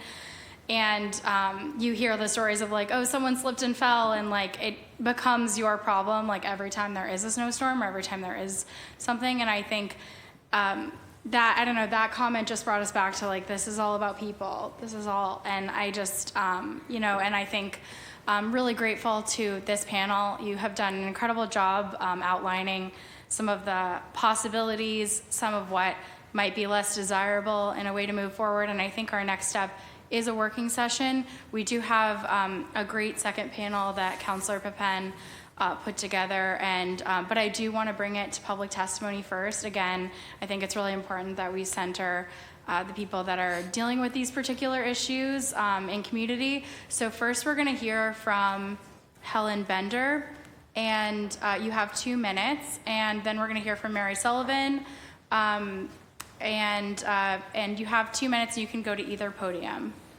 And then you are both relieved. Thank you so much for being here. I really appreciate your time and Thank testimony. you, Councilor. Thank you, Councilors. Thank you. I'm Helen Bender. I'm a lifelong resident of Reedville. Currently, I live on 28 Pine Avenue, which runs between Como Road and West Milton. This street, 2/3 of it is St. Anne's parking lot, Blue Hills Collaborative. They've paved their part of the street, the far end, the parking lot. The other end of the street, which has 2 houses and 2 abutters, it's smaller than the width of this room, is the issue. Growing up in Reedville, we used to use this road, Pine Avenue, to bike ride on. And it's been in good shape until, let's say, the last 10 years or so. Part of it, the gas company doing the external meters has killed the street. Everybody else around us got paved. We didn't, so we have the trench, which is becoming a problem. The other issue with this is, across the street from us is the Blue Hills Collaborative, the school building. So it's a small, very small street. But I think part of the issue, which I just realized by attending this, is the water and sewer issue. I mean, this is a very small street built in 1960. There's a sewer in the middle of the street. I'm willing to bet it's Boston Water and Sewer, because there's no reason why there'd just be a private sewer there. So my only question is now is I'd like contact information for John and the Boston Water and Sewer, and thank you very much for listening to me. Thank you, and I can follow up with that now that I have your contact information. Thank you so much, Helen. Mary Sullivan, you have 2 minutes, and I'll start the clock when you start speaking. Thanks for inviting me here. I'm here on behalf of the residents of Hobson Street, a dead-end private way in Roslindale. I've lived there for 36 years. We take pride in our property despite the financial burden of maintaining the street and sidewalks. In the past, each resident has incurred a $6,000 cost to privately contract a company to pave our street for the total cost of nearly $50,000. Any help in filling potholes and planting trees would be greatly appreciated. Also, on a totally different vein, but a pressing concern for Hobson Street, past and present, is the potential claim of abutters gaining access to our private way. Again, a dead-end street. We have spent our sweat equity and maintained Hobson Street at the expense of our own bank accounts. The threat of developers gaining access to our street by forcing slipshod design would lead to safety and drainage concerns, and more importantly, compromise the integrity of our street that we've spent years and money maintaining. Thank you. Thank you so much, Mary. I really appreciate your testimony. Ben Wetherell, and sorry, please correct the pronunciation if I said that wrong. That's correct. Hello, I'm Ben Wetherell. I live on Parkfront Road in West Roxbury. We generally have good services, plowing, trash, sewer. I think it's public sewer. I would say, though, that the point about after a sewer repair, the road is fixed better than it was. I'm not quite sure about that. I tend to maintain my section with a toothbrush, and so there may be a different perspective there. I would ask everybody to raise the question, consider living in a condominium that doesn't have a legal condo contract. That's kind of what it is like on a private way. There's no legal contract between the residents. There's no agreement. So it requires getting Just everybody. so you know, that's not us cutting you off. I don't Okay. know what that was, so keep All right. going. So it sort of sometimes pits neighbors against neighbors. Not everybody wants to make changes. And probably the two reasons residents are averse to change, one is they don't want to incur through cutters, and the second is cost. They don't want to spend money. There are two regulations that the city has that seem counterproductive. One is that we can't control who accesses the private way, but the second is that we have to maintain it for everybody. Doesn't seem like that's a very good deal for us.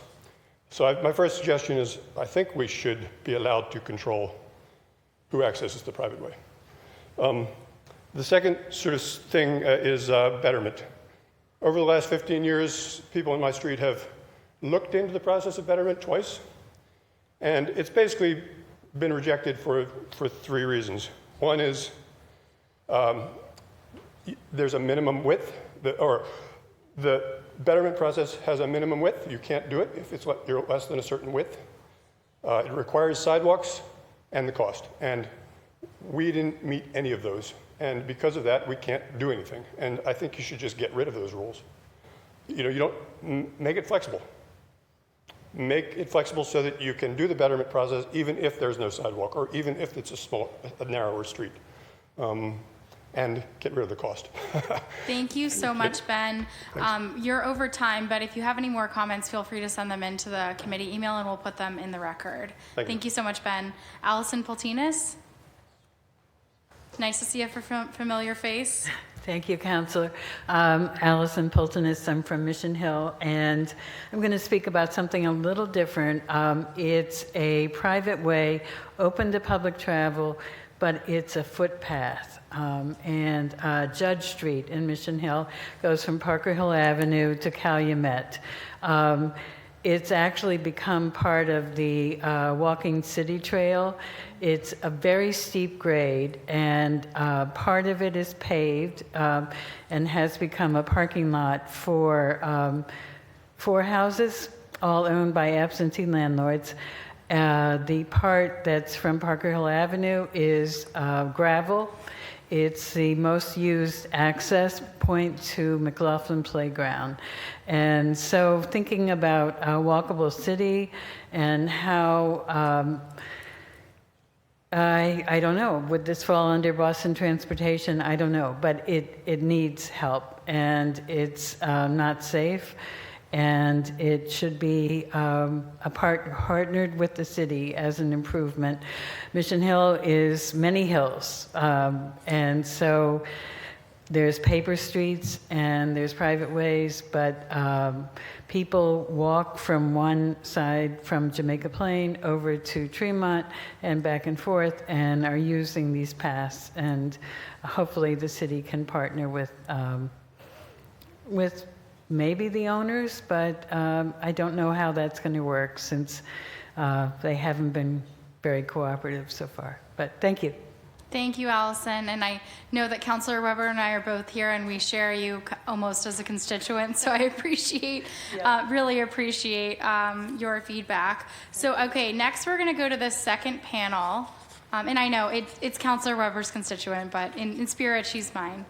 So next we'll go to the second panel. So we have Eric Cochran, Johnny Benson, Naku Hernandez, Paul Imbrock, Karen Edwards. If you're here, I would love to. Oh, virtual. Okay, got it. I'm sorry. I didn't. Oh, and thank you, John, for being here. You're dismissed if you're no longer. Yeah, thank you so much.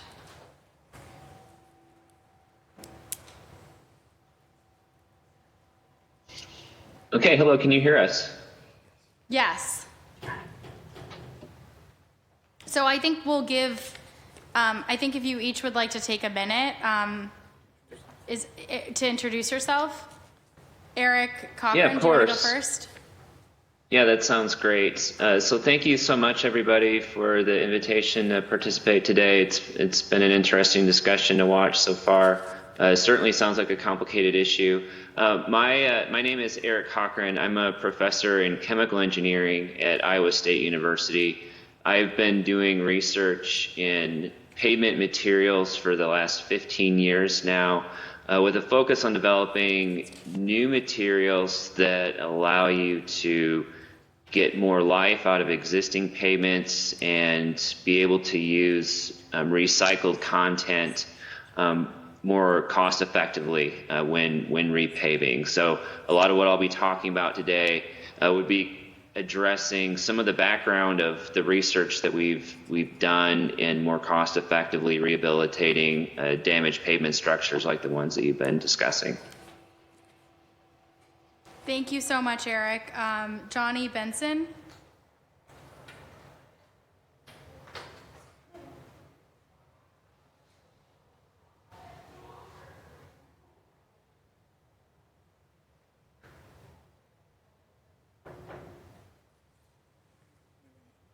Oh, okay.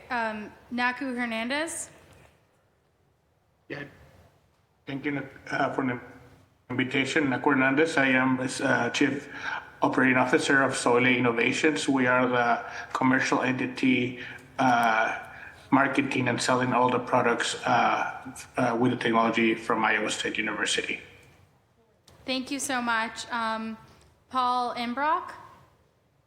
Hi, thanks for the opportunity to join you today. I represent Craftco and specifically a technology called Pore Shield. I've been around since it was developed for the Indiana Department of Transportation at Purdue University about 12 years ago. So I'd be happy to touch base on that, as well as a couple things that I think may add to the conversation you've already had.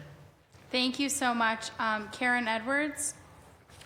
Thank you. I work on behalf of America's soybean growers, and it's been our pleasure for all over 500,000 farmers across America. Most of those are family farmers who are using their own money and their own time to work with companies like the folks that you're hearing about right now, as well as some others. And in my role, I serve as kind of a bridge to a lot of cities like New York and Washington, D.C. and others who want to be more sustainable, but we recognize you also require high-performing products. You may be aware that we also have a partnership with the American Lung Association, which we're really proud of because they have worked with us in recognizing that plant-based materials are better for the environment and humans too. Thank you, Karen. So I think the goal for this portion and this second panel is really to just hear about more about some potential solutions for some of these private ways and alleys in Boston. So I'll lead off with the lead sponsor, Councilor Papen, if you have any questions, but would, for sort of a conversation, but this section, the goal is to adjourn this hearing before 5 to make sure that we're keeping with everyone's time. So, Councilor Papen? Of course. No, I just want to take this opportunity to thank all of you for joining and providing some of your expertise. As you can all tell by how passionate we've all been with this hearing, that this is a very important topic for us. And I know that each of you individually have done such important work in regards to what materials we can potentially use, some potential solutions. So I'm actually curious, is there a city or a town that you all think has approached this issue in the right way? Does it even exist in other cities or towns? Is this unique to Boston? Do any of you know that in your research?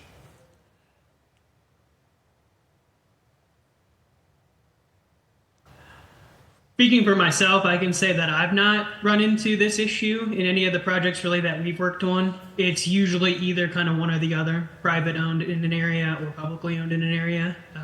I haven't really run into a geographic region where there's this kind of mix.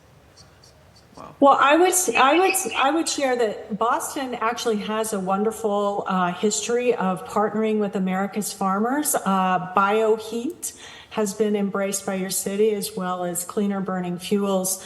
But my experience, and I've been doing this over 2 decades, is that even though for example, the federal government has initiatives to promote the bio-based. They've recognized the value to America's economy and global leadership in transitioning to plant-based materials.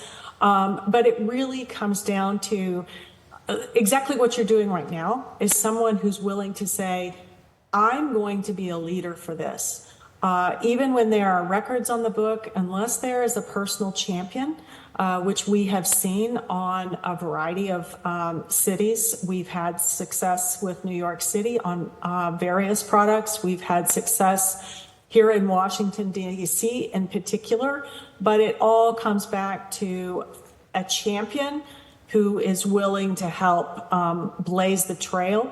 Our experience is that oftentimes governments, if you do what you've always done, you might not get in trouble, but sometimes when you're an early adopter and you start trying new things, we're experiencing that right now. Our farmers are partnering with a company that makes PFAS and fluorine-free firefighting foams, which, everyone is very interested in as well. But we have to find those early adopters to start being the ones. So my hope is that today helps you find some solutions. We usually start with a problem solution approach. What are your big issues? And your hearing this afternoon was informative for all of us on that. And The soybean growers like to partner with those who want to be leaders for sustainability, but we recognize that those products also have to be cost competitive, readily available, and perform as well or better than their traditional counterparts. Thank you for that. And, oh, sorry, go ahead. Did I hear someone speak? Okay, maybe not. In regards to what New York City has implemented, can you elaborate a little bit on what they have started to work on? Yeah, we actually have a couple slides that we wanted to present regarding the New York project. So I don't know if you want to wait for that, or I can give a brief. Yeah, who has the slides? Eric, you have them, so you can go ahead. I'm sorry, I was having an audio issue. So yeah, I'm ready to go. So the title here is Soybean Oil-Based Materials for High-Performance Sustainable Payments. So I know time is short, so I'll be going through these rather quickly, but at the same time, if I don't mind being interrupted if you have questions as we go through this. So really, like, what I would like for you all to think about is the solution to cheaper repairs for these private roadways might be right underneath your feet. So just as some background, asphalt pavement is quite prevalent in the U.S. There's about 7 million lane miles of it currently existing.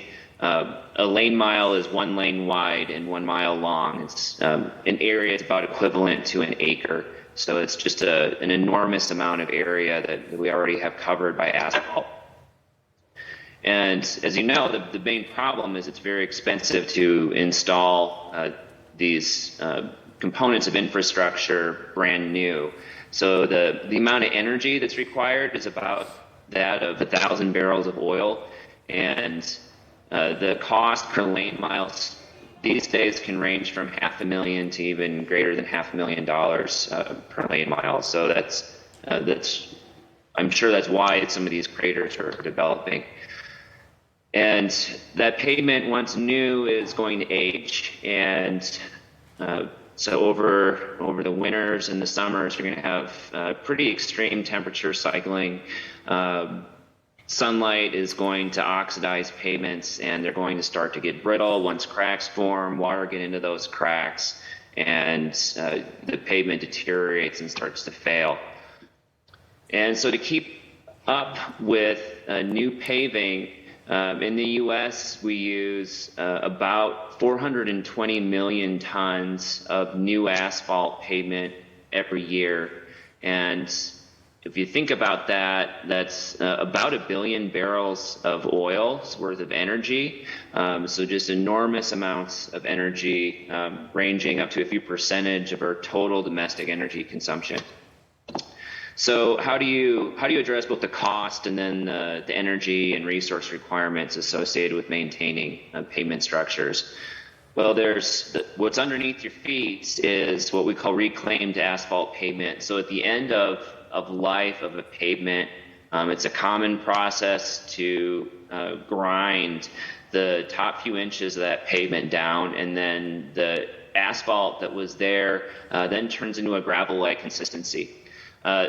That product is commonly known as RAP, and it is reused in new pavement mix designs. Generally be limited between about 50 to 30% of a new pavement. And for that reason, especially on the East Coast, we've noted that the stockpiles of this material continue to grow year over year. So a big focus of our research has been how can you incorporate more of that recycled material into like new pavements. And that took us on a long journey where we looked in detail at chemical and molecular structures. And what we found is a lot of the embrittlement that causes that cracking, that causes pavements to fail, actually can be identified as particular types of chemical damage. And so if you think about the chemical components of asphalt, if you can chemically address those damaged sites, you can potentially return old asphalt back to like-new behavior. And so the family of products that enable you to do that are known by the industry as rejuvenators. And so one of the major outputs of our research program has been a chemically modified soybean oil that's actually able to permanently bind to the damaged sites on asphalt pavement.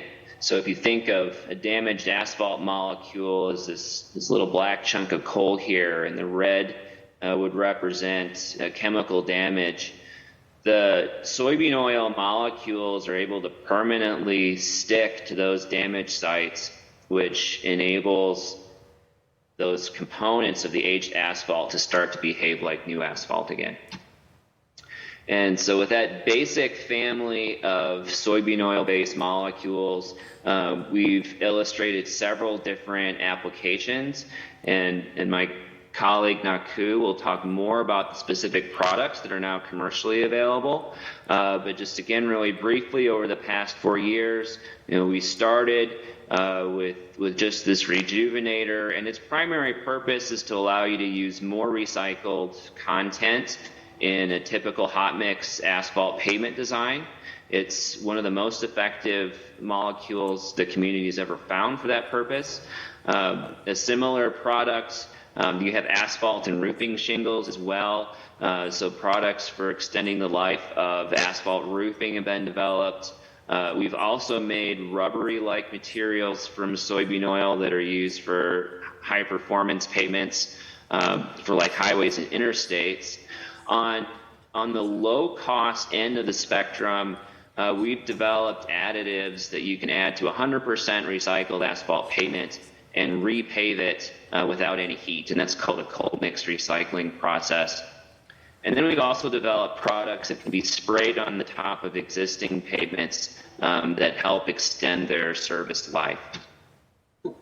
So these products have been tested pretty extensively. We started some of the first testing in 2018. The National Center for Asphalt Technology, which is a part of Auburn University, has been a key partner in this. They have a facility where they continuously load test sections with these heavy-duty semi-trailers to apply about 20 years of traffic over only a 3-year period. We've also done quite a bit of work testing out the performance of our 100% recycled cold mix products. So these are just some images of the production of that type of material.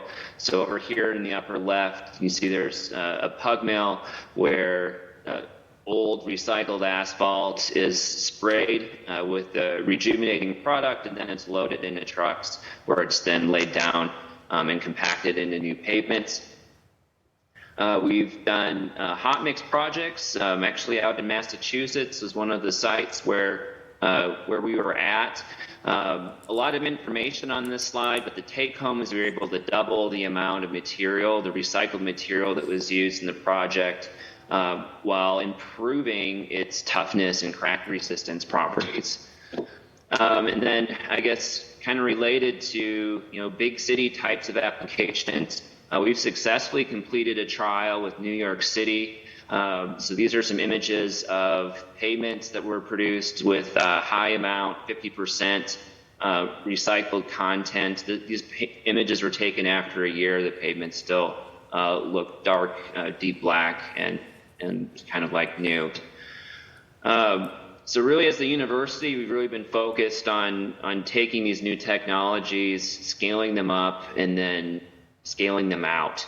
And so we did a lot of the initial scale-up work, in Iowa State in small 500-gallon reactors. Those then graduated to multi-thousand-gallon reactors. And now Soile Innovations is really taking this technology out of the university and has made it commercially available. So that's that's my short summary. Glad to discuss further or allow the next speaker to continue. Thank you so much. Is that the conclusion of the presentation? Yeah, that's the conclusion of my slides. Naku has about 10 minutes worth of slides to deliver as well. If you'd like him to continue directly, I can just advance to the next slide, or he can share screen, or the original order that I saw had another speaker in between me and Naku. So however you'd like to handle it. Got it. Thank you. So there's one more presentation. So I think we could go ahead with that presentation, but in the interest of time, I think trying to go as quickly as possible so that we can hear from my colleagues about any questions that they have would be great. Yep, understood. Naku, did you want to share from your end, or do you want me to advance? I'll share my screen. Okay.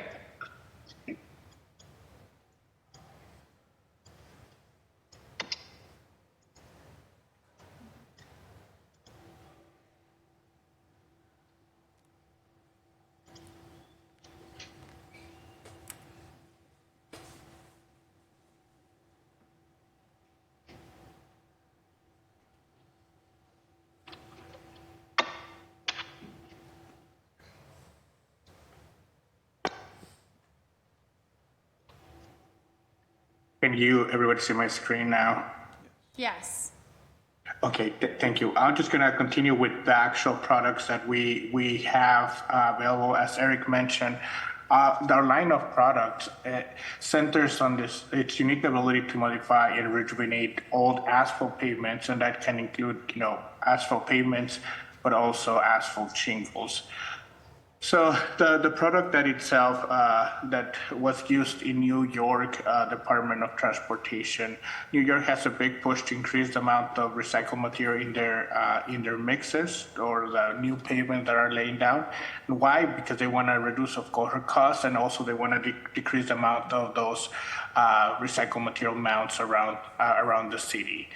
So the project itself wanted to go from 40% recycled material to 45% and 50% recycled material as the first trial, and then a second trial going all the way to 60%, and then testing the properties of those materials compared to the control, which was again 40%. So the product itself is called STEEP 1111. It's a soybean rejuvenator, as Eric had mentioned, that allows increased amount of recycled material without affecting the properties of the final material. Meaning that, having kind of contract, you're not going to have any issues of the cracking or rotting over time. So this material is eco-friendly, FDA approved, and again, it's patented by Iowa State University for using asphalt roads. And then the second line of products is the emulsions for maintenance and preservation. Again, this is bio-based materials to allow the maintenance of asphalt roads in something that people can apply over the streets to increase the life expectancy of those roads. And the way that we have formulated is to allow those oils to penetrate the asphalt and rejuvenate the asphalt and make them last a lot longer. And then these are actually clear materials, so when you apply it to that, it applies clear, so meaning that if you have any markings on the road, you won't affect those and you won't have to restripe. And then here's some testing that we did, that the friction coefficient is not affected by adding these oils on the roads, because once you add preservation treatment, especially when it's oil, you don't want those roads to be more slippery. So this is one of the tests that it's telling that you're not going to affect that friction on the roads. And also adding that, meaning that this we're going to have better handling of stress, and that you're going to be able to be less susceptible to cracking at lower temperatures, and again less brittle. And then one of the last ones that I want to mention is this 100% wrapped millings, something that you can use 100% of that recycled material. Once the road gets end of life, you can remove that, mill it, and then put it back with our material to have 100% recycled asphalt. And this is just one of the projects that we did, 6 acres of 100% recycled material with our product, and seeing how it can be done really easily and at almost a 1/10 of the cost of just a normal road. And then this is just an image. If you take a quarter of those millings, is the technology itself will bind everything together without the use of the heat. So this technology has gotten a lot of attention from a lot of different sources, especially from the Department of Agriculture, trying to increase the use of materials produced in United States and from farms and showcasing around the United States. So those are the products that I wanted to talk about. Again, here is just a brief summary of the products that we have available, and I would love to answer any other questions if you have. So I actually had a question about that. I don't know if you guys had a minute for that, but. Can you repeat that? Can you repeat that? So my name is Johnny Benson. I'm the president of Precision Paving and Seal Coating. I was having a bit of an audio issue there. We at Precision Paving, we actually own 100% recycled asphalt plants. Johnny, thank you so much. Could we take off the current, because we can still see the slides, and we can't see you. Oh yeah, I apologize. Let me.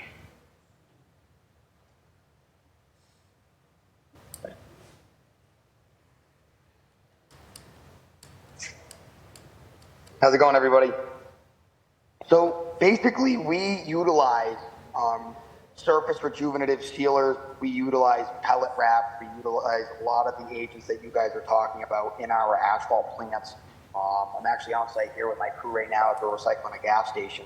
But I was actually down in Hyde Park yesterday, and I was going over these things with a gentleman there. And there's so many different ways that we can be resourceful with our waste, such as, like you were saying, recycled asphalt shingles. I'm incorporating a lot of those from the state of New Hampshire and the state of Massachusetts. So we're using a lot of those things to up the AC level in our asphalt, and we're utilizing a lot more recycled asphalt.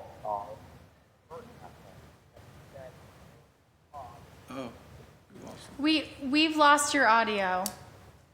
Oh, we can hear you now. Yeah. Go ahead.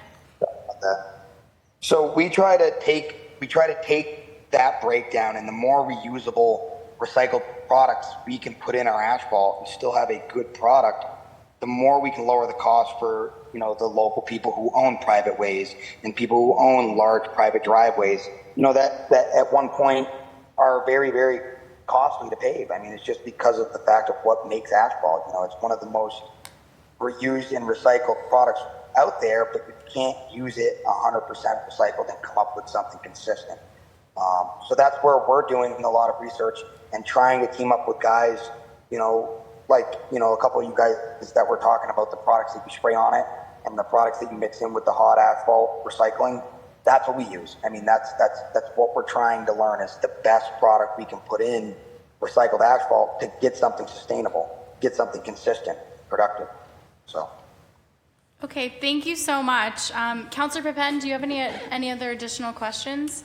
I do, and I just want to start by thanking all of you for your presentations and for being so patient by allowing the first panel and the public testimonies. I was very interested in your presentations about the work that you've done and how we can use recycled materials and soybeans as potential replacements to asphalt. My question is in regards to pricing. Obviously, part of the conversation of paving private ways is how expensive it is. So I wanted to know if you all can compare and contrast the prices between regular asphalt and the type of materials that you are all advocating for.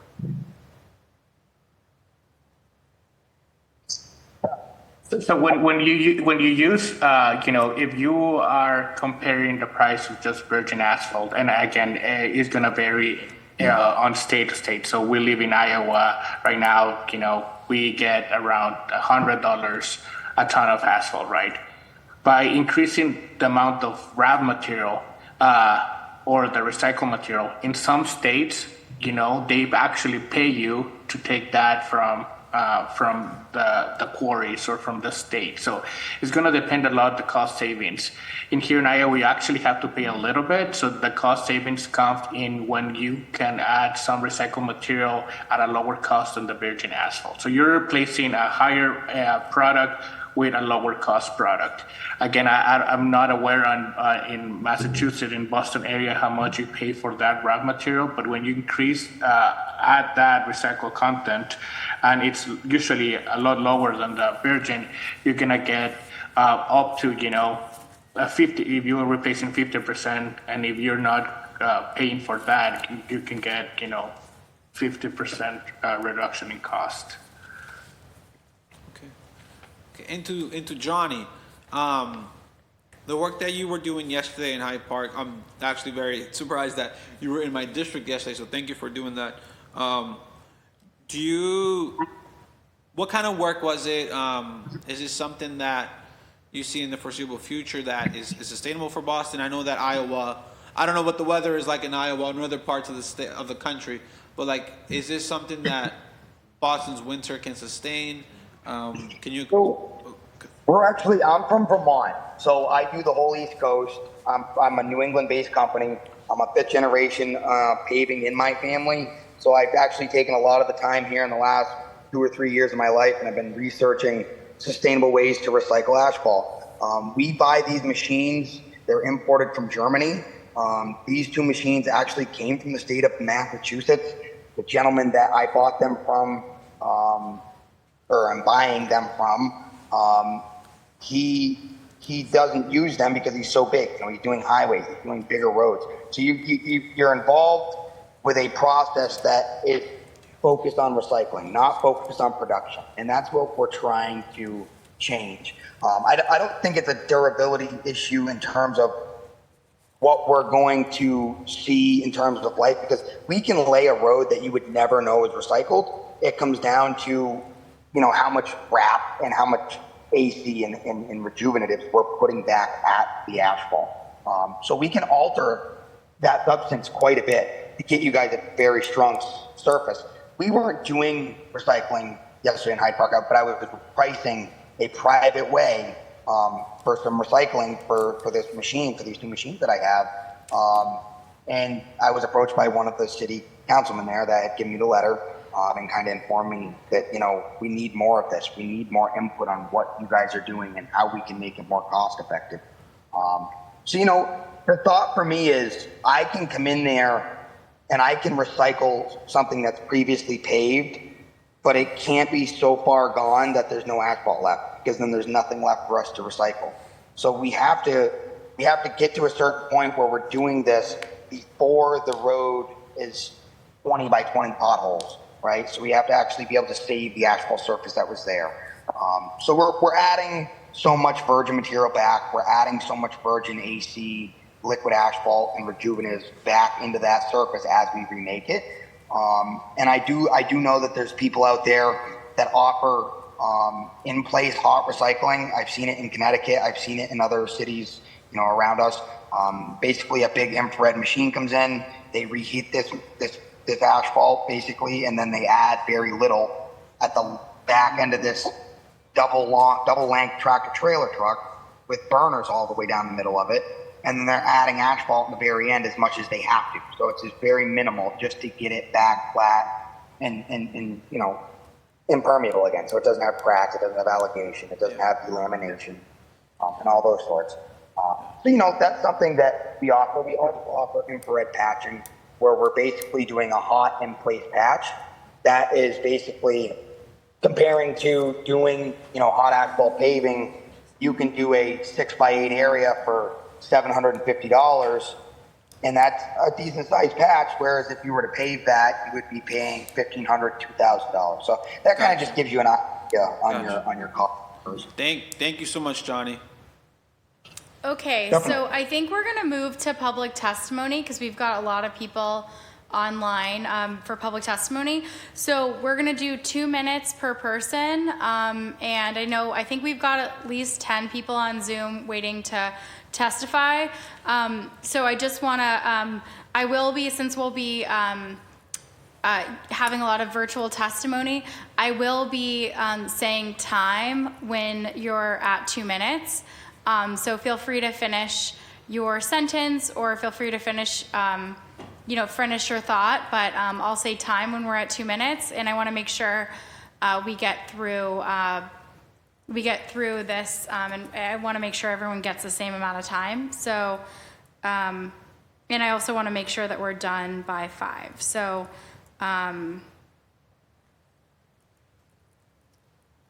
so I don't have the list in front of me for virtual. Okay, so we'll just put everyone up in the order. Okay.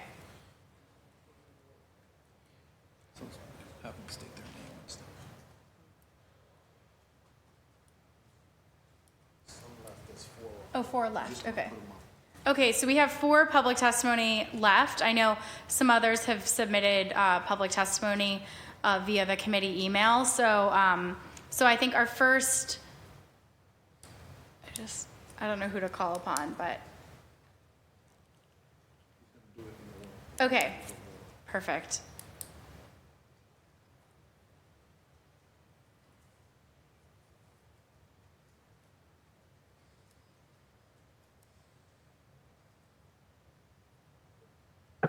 Hello? Okay, great. You have 2 minutes. We can't see you if you'd like to go on video. Oh, perfect. Now we can see you. You have 2 minutes. So, Herschel Levine is my husband. This is Mila Levine, and he allowed me to speak on our behalf. We live on a small, dead-end private way, which is a total of 9 houses, 2 of which are abutters and 7 actually located on the street, 5 of which are retired folks on fixed income, 1 that undergoing daily dialysis.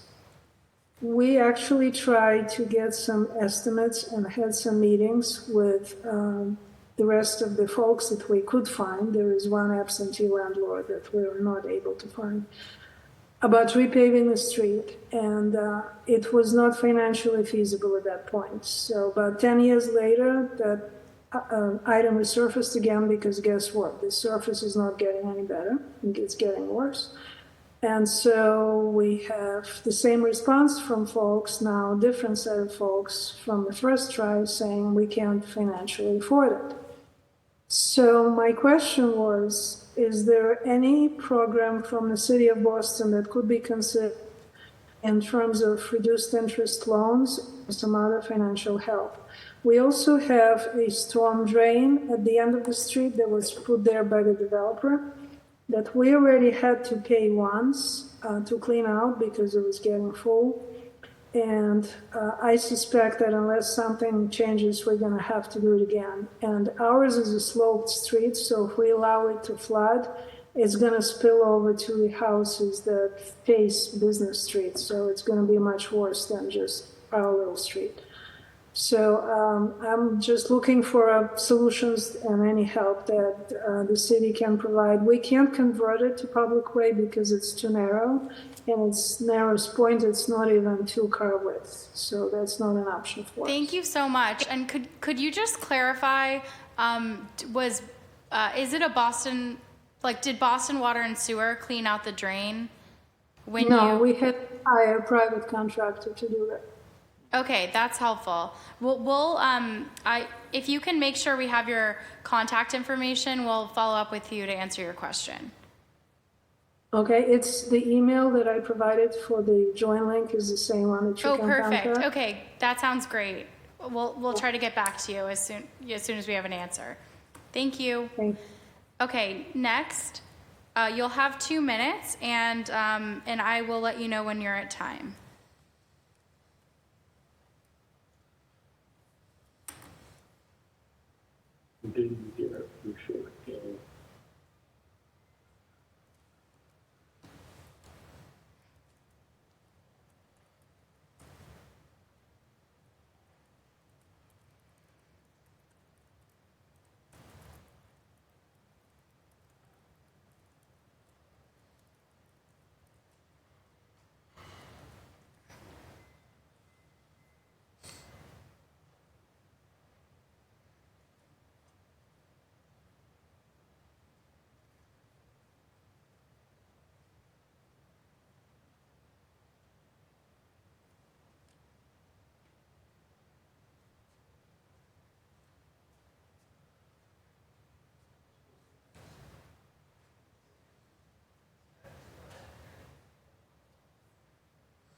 I'm not sure. Am I on or are we waiting? Rick, you can go ahead. Sorry, we couldn't see you on this end, so we were just waiting. You're not on video, and that's totally fine if it's intentional.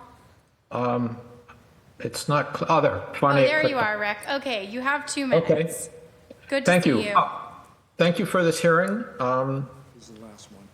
I live in I'm a co-leader of our neighborhood association near Cummings and American Legion, and this is where Stella Road is, which has been mentioned a lot of times. I want to thank our councilors for raising it as an issue. To be specific, it's maybe 800 feet long, 15 houses, mostly homeowners, a working class blue collar neighborhood. A couple of times people tried to price out resurfacing, and they're having enough problems paying off their mortgage that they really can't afford it. And of course, the public option is even more expensive, even over a 20-year payback. So that was also rejected by the neighbors. It's used as a pass-through from Hyde Park to American Legion. It's beaten up the road. The potholes earlier this year got turned into craters. It made it almost inaccessible. Vehicles were damaged trying to cross it. We're sort of in an impasse here of what to do. And I suggest the city take account of which neighborhoods need the assistance because of basically a lack of resources among themselves. Even though they're homeowners, most of them, even keeping their homes is a struggle.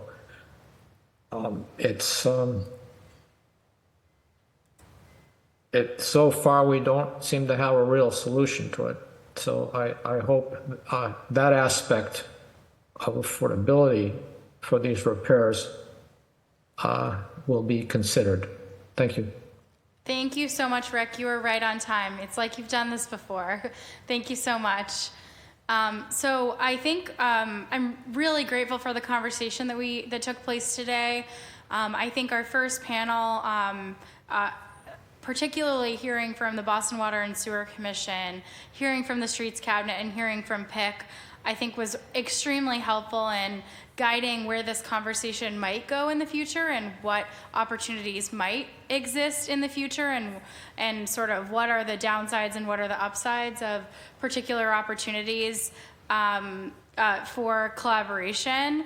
And it was interesting to hear from the second panel as well regarding some new technologies that exist. I do think it's very important to be clear that our hearings are really not the perfect place to deal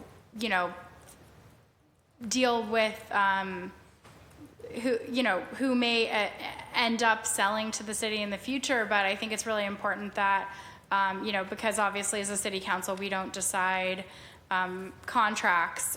Those are individual city departments' decisions and procurement, and there's so much that goes into that. And so I appreciate the proposal of new technologies, but just wanted to be very clear, in our committee, we don't really make those decisions. So, but I really appreciate the co-sponsors and our lead sponsor, Councilor Pepen, for leading this conversation. It's so important, and you can hear in the voices of those that are testifying, this is extremely personal to them, and it's something that they're dealing with in our communities in Boston, and it's so germane to how people get around and the facilities in which they're, and how they're getting around, and the quality of those roads and sidewalks. And really appreciate Councilor Pepen for leading this conversation. Do you have a closing statement?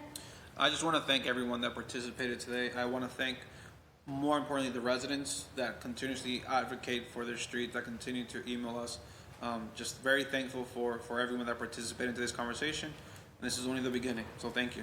Thank you so much, and I think it was very clear from Next Steps that folks and our fellow councilors and our streets cabinet is interested in pursuing a conversation around this through a working session, which might be easier to be around a table and gives us a chance to follow up on some of what just was discussed here. So everyone should be on the lookout. But at this time, the hearing on docket 0763 is adjourned.